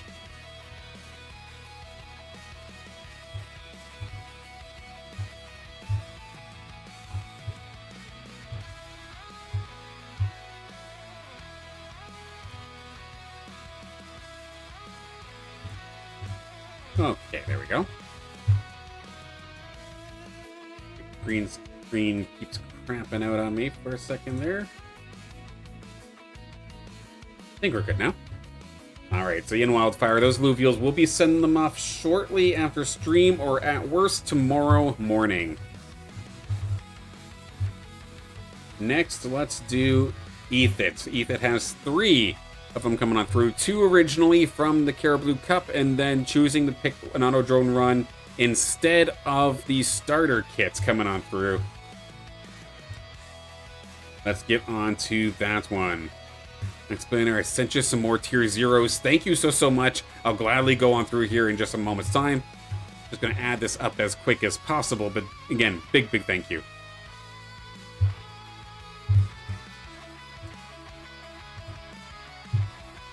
Next up here for the Autodrones, again, going to be Ethit. Let's switch on forward.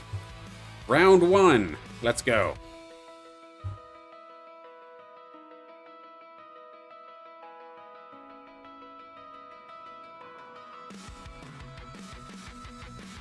Yeah, I'll go through and do an inventory on everything in a little bit.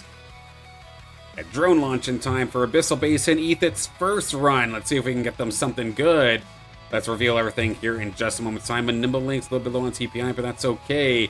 The biggest outlier, at least in regards to TPI, is that Lesser Nature Tipo, nearly making it into the purple stats-wise. 74, that's going to be the highlight. A very nice Lesser Earth Grocko there. And then the Axon might be a little bit worse for wear stats-wise, but at least you do have the evolved Illuvial there, alongside the Gorilla and Kuka. But of course, we have a little bit more here for Ethan. It's not a one and done. Let's do this again while we fire this off.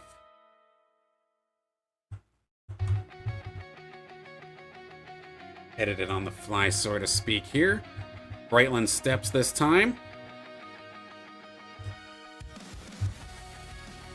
Any purples? We got purples. Let's take a look. We have a beautiful Poodle Moth here, 87 TPI, going over to Ethan. Offensively sound, big attack damage and Omega Power, good attack speed and health as well. Just missing a little bit on resistances. That is a beautiful, beautiful Poodle Moth. Even the Mammoth right next to it's actually pretty nice as well. 60 TPI, or is maxed out on resistances. If only it had a little bit of health, but still a very, very good one. But that Poodle Moth going to be the standout there. Congrats, Ethan. Heck, even this Doka, not bad. It's only missing attack speed. I mean, attack speed's kind of critical, but it's got stats everywhere else. That is a pretty nice pack, I'm not gonna lie. Last but not least here for Ethan, it's round 3. Going back to Abyssal Basin. That last pack set the bar pretty high. Let's see where we go from here. Do we see more purple? I'm seeing a handful of blue and a lot of green, but that's okay. Maybe we could see something evolution-wise. A couple of not bad Illuvials, a lot of them in the 60s actually, so still not too bad. But in terms of a major standout, we're not going to see one this time by. But still, there's a bunch of an Illuvial, or a bunch of Illuvials coming on over here for Ethan. I hope, Ethan, one way or another, these Illuvials can make an impact in your Illuvium adventure. And thank you so much for participating in House League as often as you do. And again, congratulations on the 2nd place. Next up will be Robert Tacho, the last of our Caribous. We're winning the Caribou Cup this time by. We have 4 Autodrone runs, 3 from the win, and then 1 from a starter kit that's been turned into an Autodrone run. Alright, let's let her rip.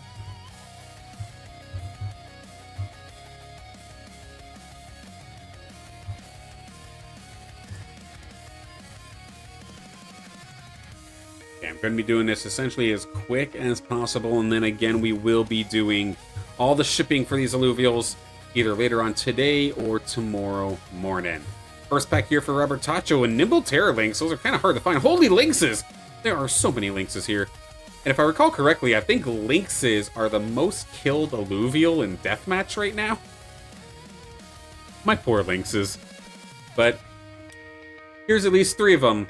All going over to Robert Tacho alongside the Nimble Terror Lynx as well. Pretty decent one offensively. Unfortunate on the Omega Power, but not bad everywhere else. And a decent little Caradulo. Going to be the standouts here for that one. Round 2 here for Robert Tacho.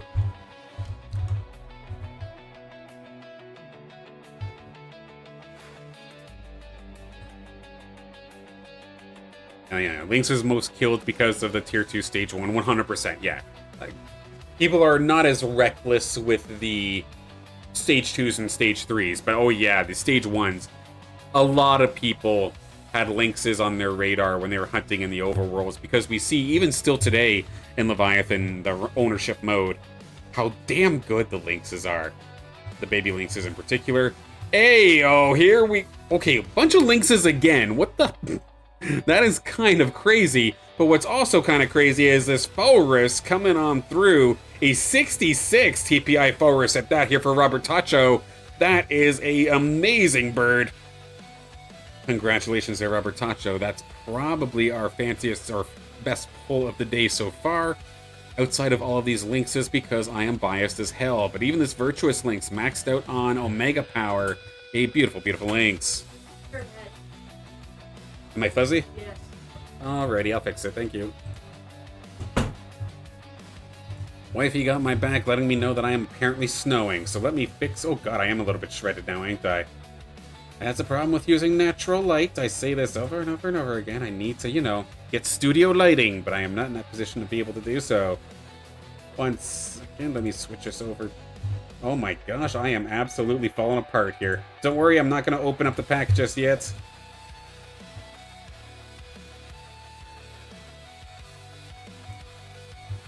Alright, I hopefully ain't being shredded and turned into dust by Thanos anymore. Alright, there we go. Let's get back here with Robert Tacho. Round 3 coming up. Crystal Shore, somewhere a little bit different. So let's take a look. We got another links coming on through. That's going to be a Hollow Rye as well. Fancy, fancy. But in terms of TPI, the best ones coming on through this time is this nice little turtle, 69 TPI for this one, just missing HP. And then this beautiful little dodo, the Kuka, coming on fourth here, just missing resistances. But overall, not bad on those two Illuvials. And heck, Hollow is a Hollow.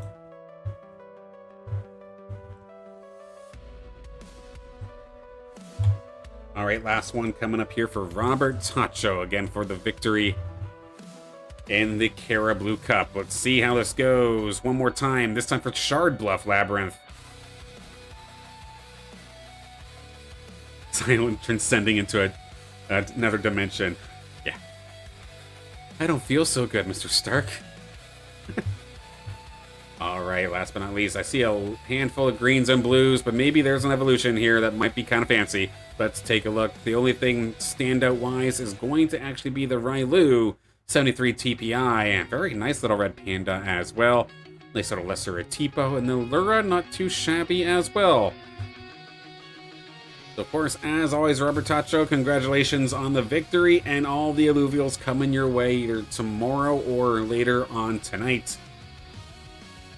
Whether it be as a part of your arena team, hopefully as a part of your arena team, we find some nice upgrades there for you.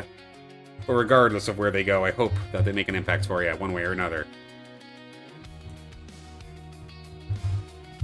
Next up, we'll start at the top of the Lynx League with Illuvium Hunter. We've got 6 Autodrone runs coming on through here for them in just a second's time. Let's get onto it. I'm not into the modern Marvel movies, but the Thanos finger snap was a cool scene, 100%. I think that was probably the last Marvel movie that I can genuinely say I enjoyed or got excited to actually go see. So nowadays, it's just not so much my thing. What is it with Lynxes? We have another Lynx dominant pack, but at least these have a handful of stage 3s. And again, these stage 3 Lynxes, a lot of people skip them when collecting them or making a team in the overworld. So a couple of nice little pickups here. Heck, even the 72 Lynx, this isn't too bad. This is an offensive powerhouse. A good start here for Illuvium Hunter.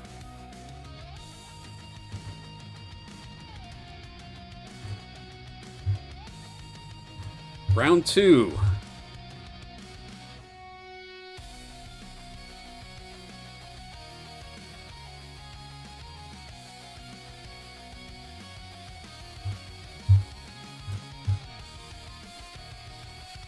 Alright, do we get any purples this time by? I don't think so. Blue is the highest we get.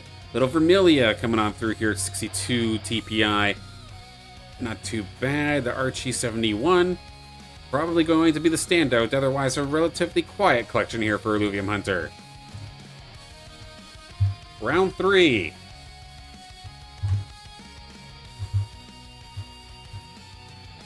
Can Crimson Waste pull the luck around here for Illuvium Hunter? Relatively quiet first 2 packs. I mean, the Lynxes were nice, but in terms of purples, we haven't necessarily found any just yet. Will that change here? Yes, it will. There's 2 of them. Let's take a look and see what we got. Heck, never mind the purples. We do have a beautiful, or not a beautiful Scoriox, but it is a Scoriox nonetheless, and we're definitely going to be happy to see that one. Probably going into Deathmatch unless you don't have a Scoriox. But a nice little pickup there nonetheless. A Lesser Nature Valente, an absolute offensive powerhouse here at 81 TPI. The Lynx ended up being one of the purples here as well, also an offensive powerhouse. A little bit bulkier than the last one, not as much of a glass cannon per se, but not bad. Good to see a couple of decent Illuvials coming your way here, Illuvium Hunter. Alright, number 4 out of 6 here for the Lynx League victory for Illuvium Hunter. Switching things up, going to Taiga Boreal. Let's see. skip this and get on into it. Do we keep the purples rolling?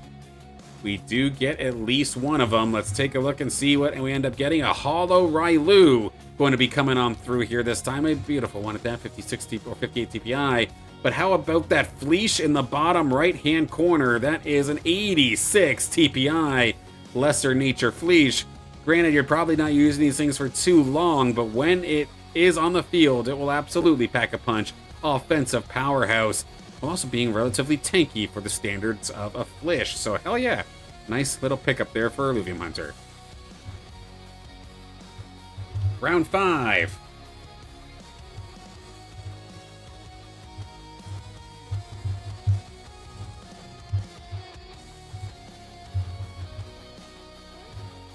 Alright, to Abyssal Basin this time.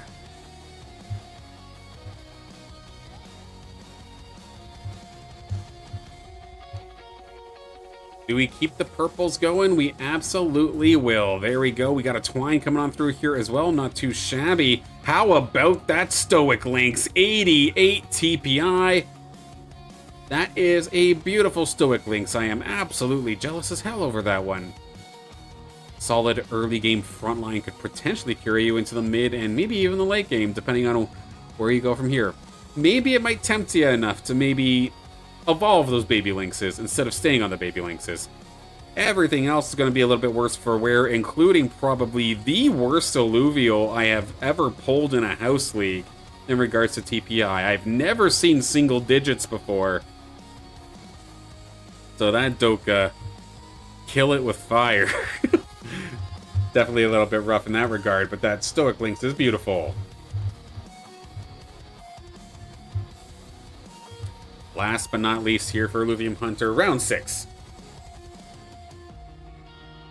Stoic Lynx is good in Arena? Absolutely. Let's do a Lynx counter next stream with X packs or certain amount packs and how many Lynx is into it.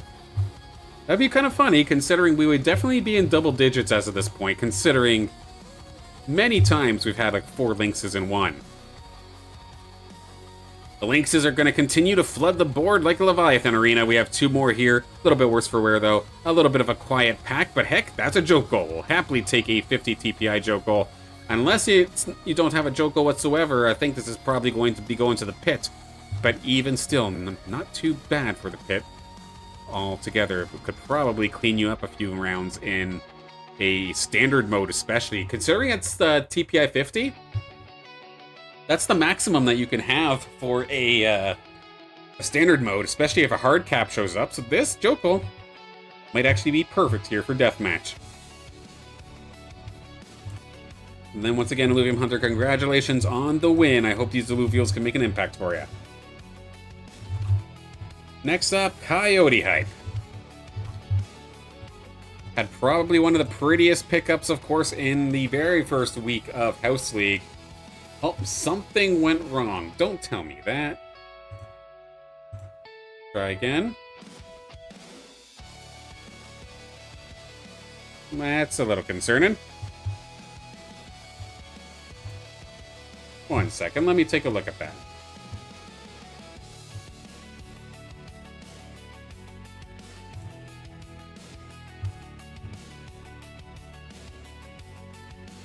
Yeah, I'm going to refresh and see if that did the trick.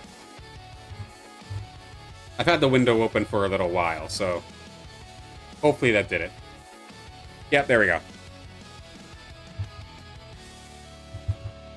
Just a mere refresh, and we're good.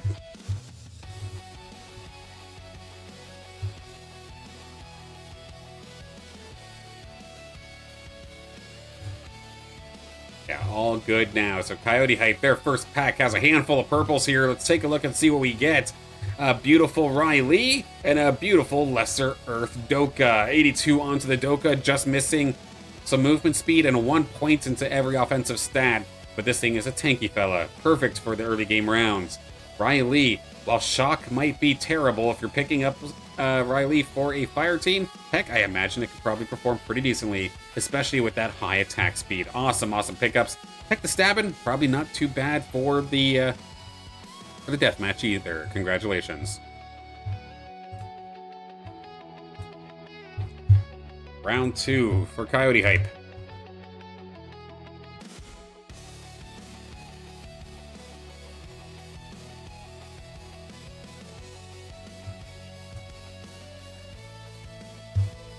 Keep it going. We keep the purples going. It looks like a beautiful Atlas to start things off here. 84 TPI. A beautiful Greater Air Valente as well. The only things it's missing, 1 point into resistance is, 1 point into its attack speed, a little bit onto its Omega power, but then the rest is just movement speed. That is a beautiful little Valente. And then a couple hard to find tier 0s showing up in this as well, with the Exalted Earth Fleesh and the Exalted Air Tipo making an appearance. TPI-wise, aren't going to be necessarily the greatest, but these Exalted tier 0s are also Illuvials that a lot of people actually end up skipping out on when hunting in the overworld. So there's a good chance that maybe you're missing a couple, and if that happens to be the case, maybe we can fill some empty collection spots here for you, Coyote Hype, as we go into number 3 here for that second place finish in the Lynx League.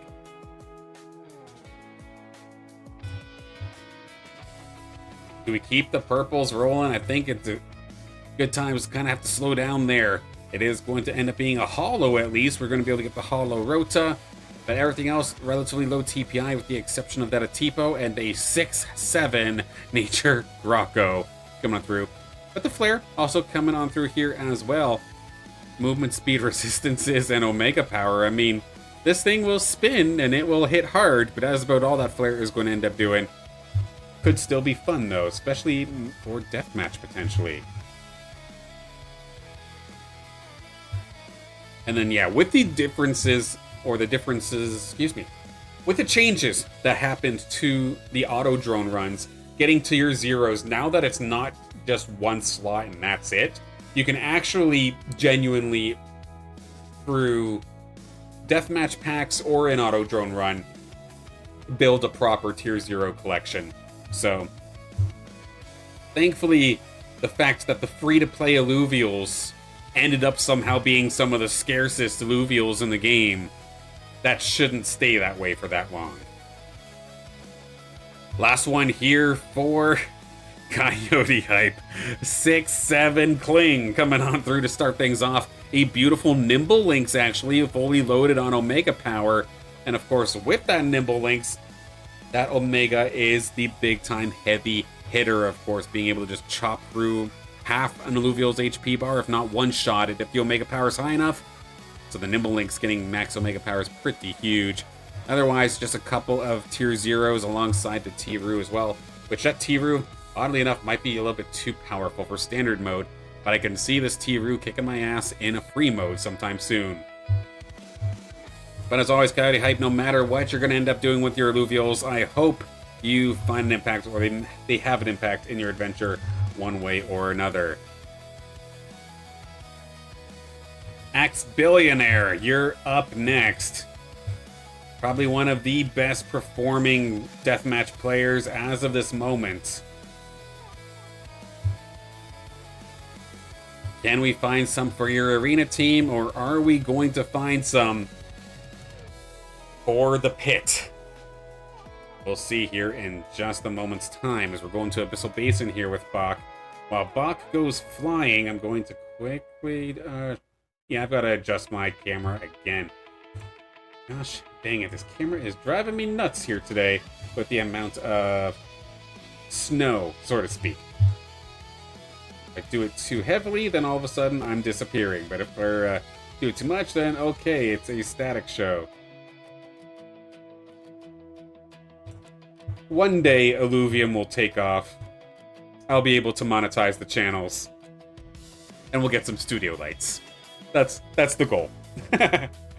If I ever start opening something like a... not a GoFundMe, but like maybe a Buy Me a Coffee or a Patreon or something like that, maybe then we'll look into some equipment.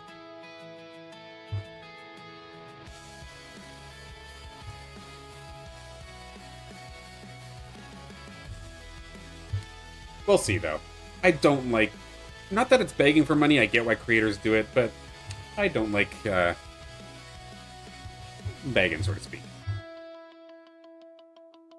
Robert Tacho's there in the chat. Thank you. You're very, very welcome. Congratulations on what I believe is win number 6 for you at this point here for Caribou Cup. That's absolutely incredible. Hopefully we'll see you again. I think we will see you again this week. Alright, first one here for X-Billionaire. Let's load them on up. A nice little Lasser app on 75 TPI onto that one. Just honestly missing a little bit of tank, and that thing would be essentially perfect. And then a Fernite. That's not a bad little Fernite. 60 TPI onto that one. Otherwise, everything else is probably for the Gulag, if we're being completely honest here for X.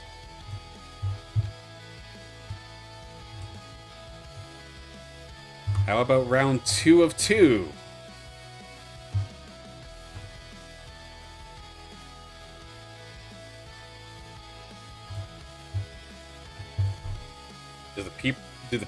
Do the purples keep on running? Yes, they do. I'm about 10 minutes out.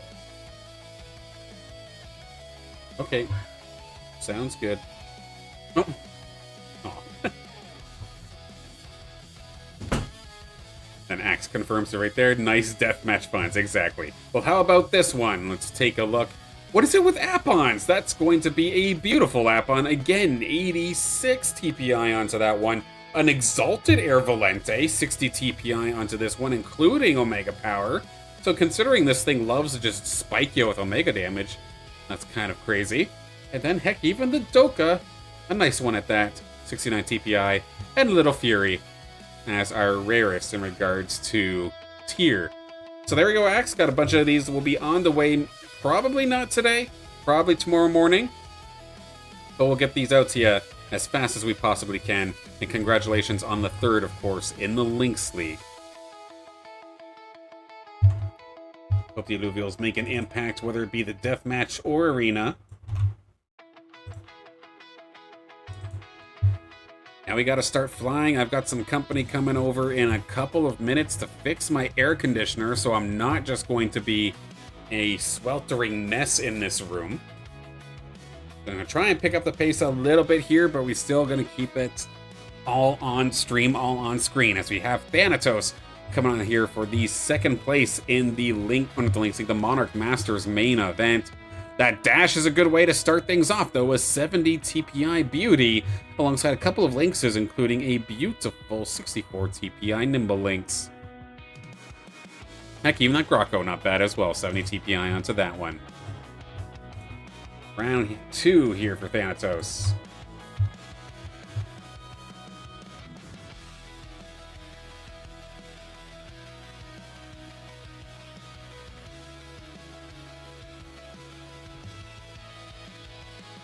Alright, and this one. A relatively decent flare coming on through here. 63 TPI onto that one. A couple of other 6 or almost 60s here with the Greater Earth Valente at 66. And the Lesser Fire Valente just borderline, almost at that 60 mark. The TNT not too bad either, but I imagine Thanatos probably has better. Round 3.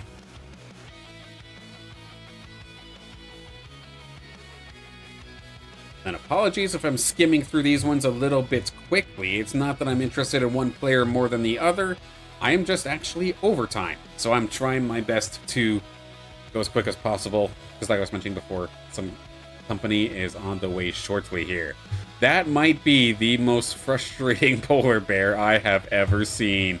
Single digit, 9 TPI, poor little bear. I think we know where you're going, unfortunately. TNT, not too bad, though. That's a 71 TPI onto that one. Otherwise, just a handful of tier 1s. Let's see if we can get something better here for Thanatos before we close out their run. They have a handful of packs still to go.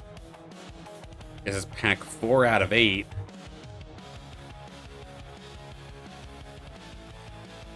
You hit some 0 TPIs last week. If a perfect is a hundo, the 0 TPI is a nundo. And I mean, that is rare in its own right. Just not in the way that we would all love. Hell yeah, there we go. A hollowed out Gazotep. Don't see many of those in my opinion. So an awesome one, even though the TPI might not necessarily be competitive, it makes up for it in its flashiness. Everything else for the most part is basically a miss. Greater Earth Grocko 66 TPI though, not too bad. Round 5 here for Thanatos.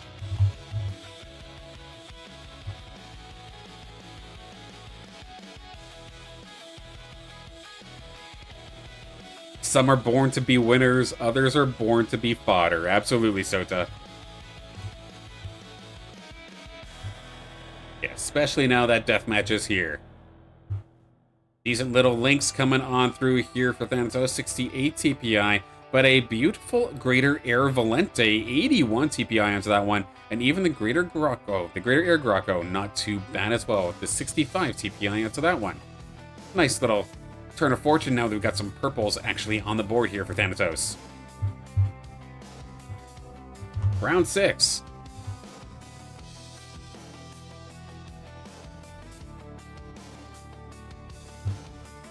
Crystal Shores, what shall you bring us here?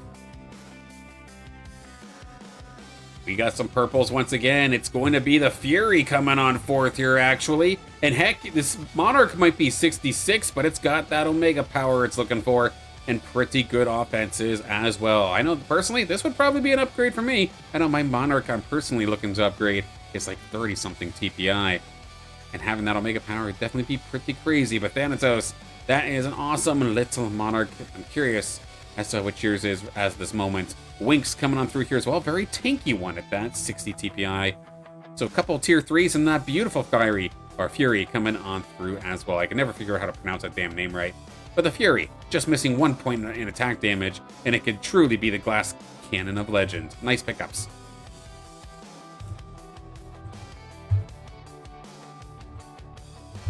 Round 7.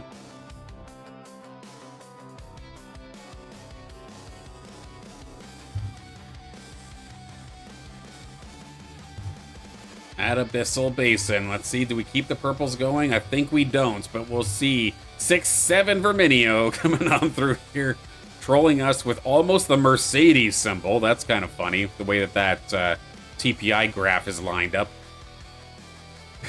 A 69 TPI Nimble Zephyr Link's a pretty nice one, considering how tough those are to find. And then a nice little Clank here as well, just missing some health, and this would be a solid little Clank. Last run here for Thanatos.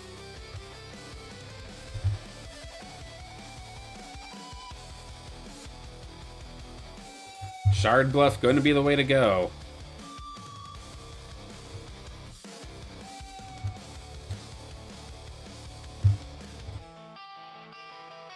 The purples to close things out. We're absolutely going to be able to do so. 2 of them here. Starting off with the Polar Bear, 76 TPI. It's a nice one.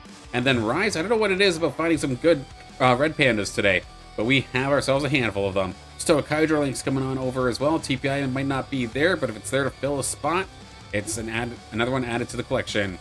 Nice little Tatofi, and then even the Riptor not too shabby as well with all that attack damage. So a ton of Illuvials coming the way of Thanatos after a fantastic run in the Monarch Masters main event, getting all the way up to second place. So again, congratulations there, Thanatos. Hope these Illuvials can make an impact in your adventure one way or another. Last for the Monarch Masters main event, we're going to have Patch Tourist coming on through here this time.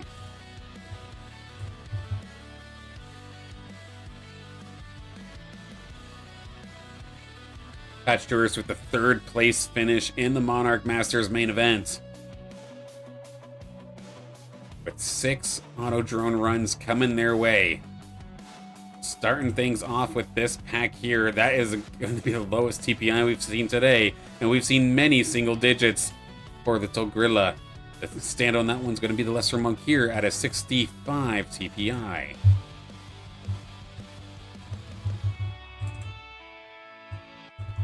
Let's see if round 2 can stop, or if the Autodrone run can stop doing Patch Tourist dirty here. After that first one, maybe turn it around here for round number 2. Back to Abyssal Basin. Yeah, I'm seeing a lot of blue at least this time by, so this could still find some magnificent Illuvials, including 2 Tree Kangaroos. Honestly, these are probably right around the perfect range for Deathmatch, oddly enough. Because if you're shooting for Standard, you want something close to 50 TPI, so you're not using as many bones. So honestly, Not a bad pack if you're considering it that way. Competitively, might be a little bit underwhelming, but for Deathmatch, that's honestly kind of perfect. The TB Ruko in particular, I don't know, is kind of slept on a little bit. Just a very burst-heavy Illuvial that can snowball the fight even without any innate sustain. And now we're getting some purples here for Patch Tourists. Let's see. First off, Hollow check. We get a Poodle Moth coming on through. The Ace going to be hollowed out. Nice little drop there. The Chocoral, 75 TPI. The Lesser Apon also showing up as a 77 TPI. Some solid Illuvials overall here in this pack. Round 4 here for Patch Tourist.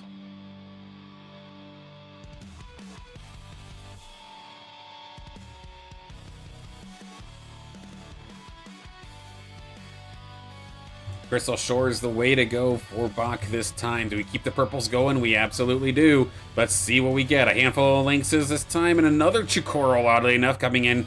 But 80 TPI with this one. A little Fern, nice rare find there. Otherwise, the next highlight would probably be either the Nimble Lynx or the Atlas, which are in the 60s. Round 5 out of 6 here for Patch Tourist, again for that 3rd place finish in the Monarch Masters main event. Back to Abyssal Basin we go. Can we summon a Pistol Shrimp or potentially a Thylacine? Let's see if we can make it work. If we do, the TPI is going to be a little bit on the low side looking at those colors. It looks like it's not going to happen this time. Double Komodo Dragon, 2 Headies coming on through. Honestly, again, perfect Deathmatch Headies almost. Hovering right around that 50 mark. If it becomes a hard cap, they'll be too strong, unfortunately. But for now, where it's a bone requirement, it's actually a perfect case scenario. Last run for Patch Tourist.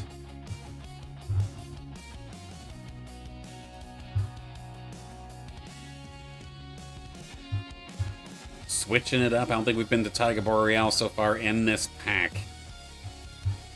Summon me a Squiddy, and a good one at that. Let's see if it works. Nope, we got completely flooded with tier 1s and tier 0s with the exception of the Ebb up in the corner.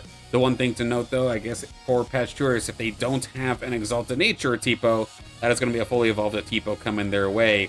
But otherwise, TPI-wise and rarity-wise, a little bit of a dud. But no matter what, Patch Tourists, I hope that these Illuvials can make an impact as always.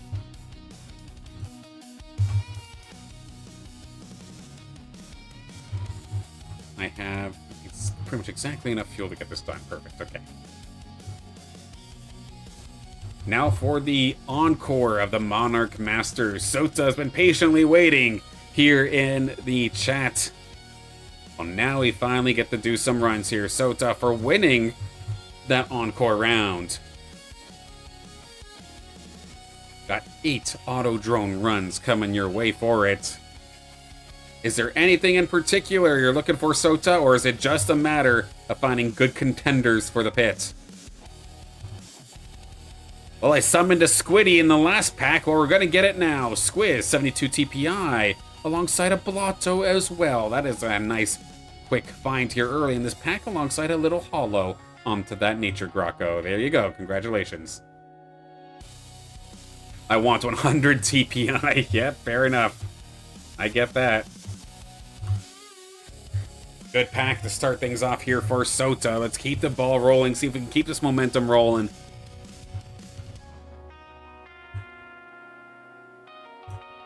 Okay, and as of this moment, no purples. It looks like it's just going to be a middle down the road kind of pack. That one is probably deathmatch fodder, knowing Sota.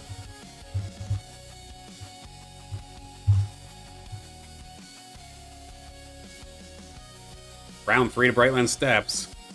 That's a fodder pack. Yep, that works. Those Illuvials are going to be collecting bones for you as soon as they're sent, I imagine. A little Scarabok showing up. TPI-wise, it's a little bit lackluster, but still, that's a rare find. Same thing there with the Quinks. And the Lesser Nature Doka up to 78 TPI as the standout. It will be sacrificed to the Illuvial god.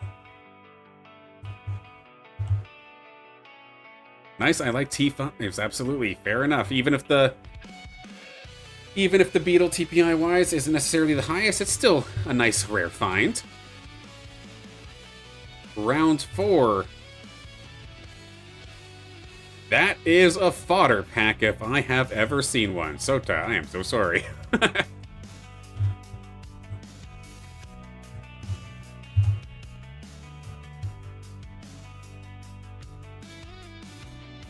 How about round 5, though? Still a handful of packs here for Sota for that Encore Monarch Masters win.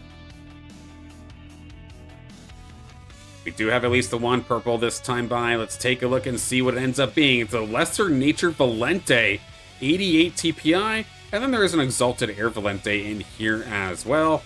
So honestly, nice little Valente. That's the standout, that's for sure. It's fine, Deathmatch is here for that after all, exactly. Yeah, there's at least something to do with the extras now, instead of just kind of hoarding them.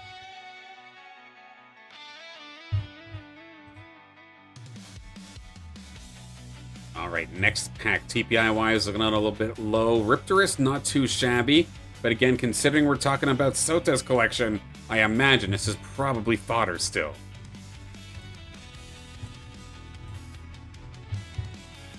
The Riptorus definitely the standout into that one.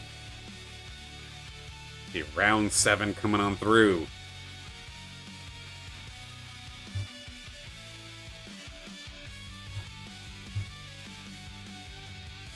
There is one purple into this one. It is going to also be paired up with a Greater Apon as a holo for a little bit of extra flashiness. Otherwise, it's the Greater Earth Doka, 81 TPI, and the Lesser Nature Doka as well. A couple of them. You got a pair of them in the 70s. Good little fighters there. Last but not least here for Sota, Pack 8. Can this be the big gun? We've not seen anything with a red border yet here into our packs. Could this potentially be the one where we see it? We've definitely opened up a lot of packs. I don't keep track of the pity system, if there is a pity system even in the game. I have no idea. There we go, we're going to find ourselves another Beetle. Skirabot coming on through here, 57 TPI. And then the Vermilia, 79 TPI onto that one. Going to be your standouts here for this pack.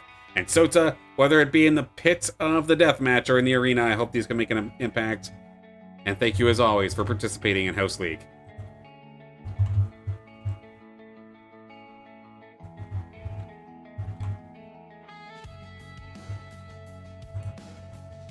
Tank the Bank. I screwed them up originally going into this House League session. They were supposed to be a part of the Monarch Masters main event, but I accidentally threw them into something else. I threw them here into the Encore. Well, thankfully, they were still absolutely able to shine in the Encore, getting a second place finish. And let's see if we can send them a couple of Illuvials as a prize here. Twine and the Heady leading the charge here with a couple of TPI 50s. Not too bad to start things off.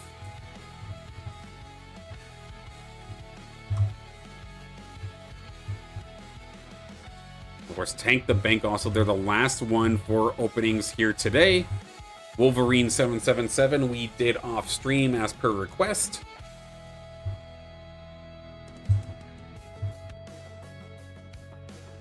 Okay, this time. That is probably a fodder pack, with the only standout really being the Kling at 62 TPI.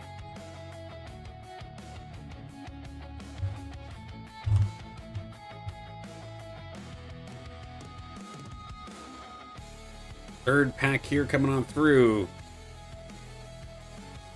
Awake Darkness, good to see you. Hope you're having a fantastic day as well.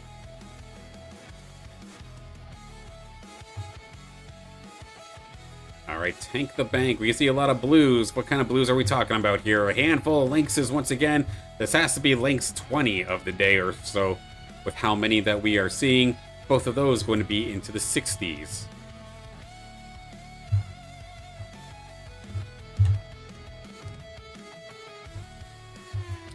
Alright, Shard Bluff, give me something good here for Tank.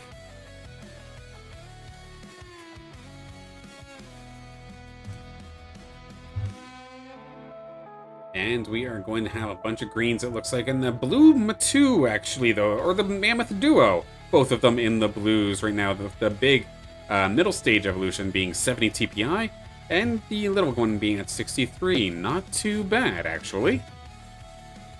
Is it worthy of a starting spot on the roster? I'm not 100% sure here for Tank.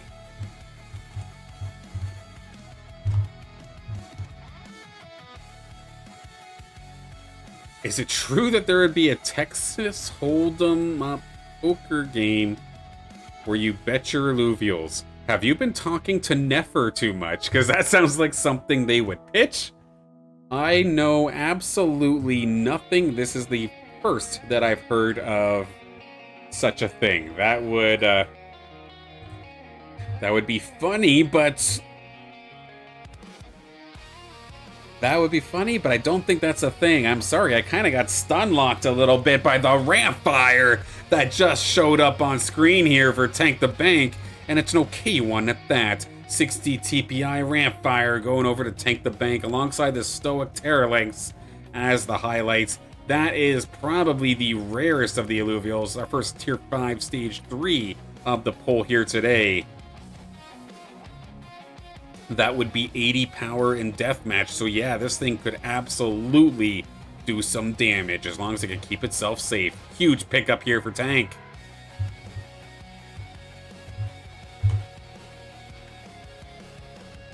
Too bad I was hyped. That's where I saw the picture on Discord. Yeah, somebody probably just did an AI picture of it and did it. Unless it is actually a thing, but I'm not knowledgeable in regards to that. Last pack of the day. Would not be a pack with me if there was not at least one Lynx in it. Relentless Zephyr Lynx coming on through.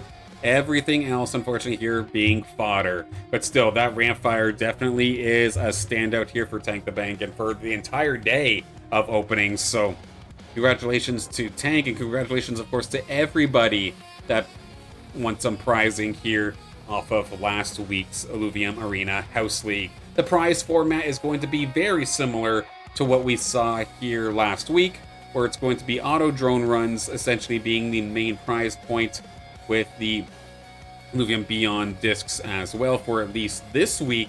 I'm not 100% sure what the plan is for the Illuvium Beyond side of things moving out of this week, because of course June 12th, when we do have, or June 12th is actually, yeah, the Friday, so that Friday would be the end of the Wave 5 sale. I do not know what Illuvium's plans are in regards to Illuvium Beyond prizing for House League after that, but as soon as I have an update, I will let you know. No matter what, though, these auto drones are coming on through rather nicely, and whether it be loading them up for your arena team, whether it be sending them to the gulag, sending them to the pit for deathmatch, you can still find some serious value there.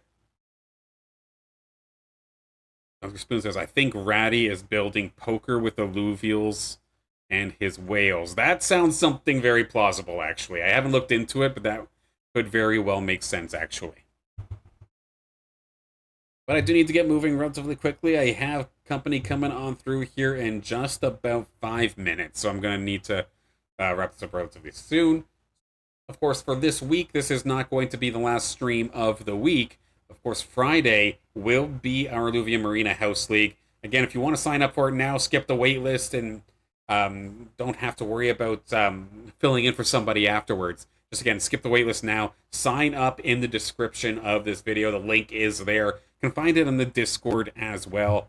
Get involved. Get your opportunity here at scoring some Illuvials through these Autodrone prizes so that you can, again, just load up your team one way or another. All completely free to enter, of course. So just need to make sure that you're all signed up so I can get you in and start planning exactly how many matches and how I need to distribute the prizes exactly. It helps me out a ton when players sign up ahead of time. So I'm not surprised when there's 4, potentially 5 lobbies going on forth. But not the end of the world, working on the fly if we have to nonetheless. And then Monday, we'll be right back with the stream again. The topic is to be determined, though. From what it seems like, majority of you did enjoy my coverage of the Illuvium Deathmatch last week. However, is it something that I want to do every single week? I'm not sure. So, we'll see. That might be arena playtime, but one way or another, we will be on stream on Monday as well. And just going to keep going. Again, it's still a great time with Illuvium. I'm having a fantastic time doing it. And as long as I'm still having a fun time, I'll keep going.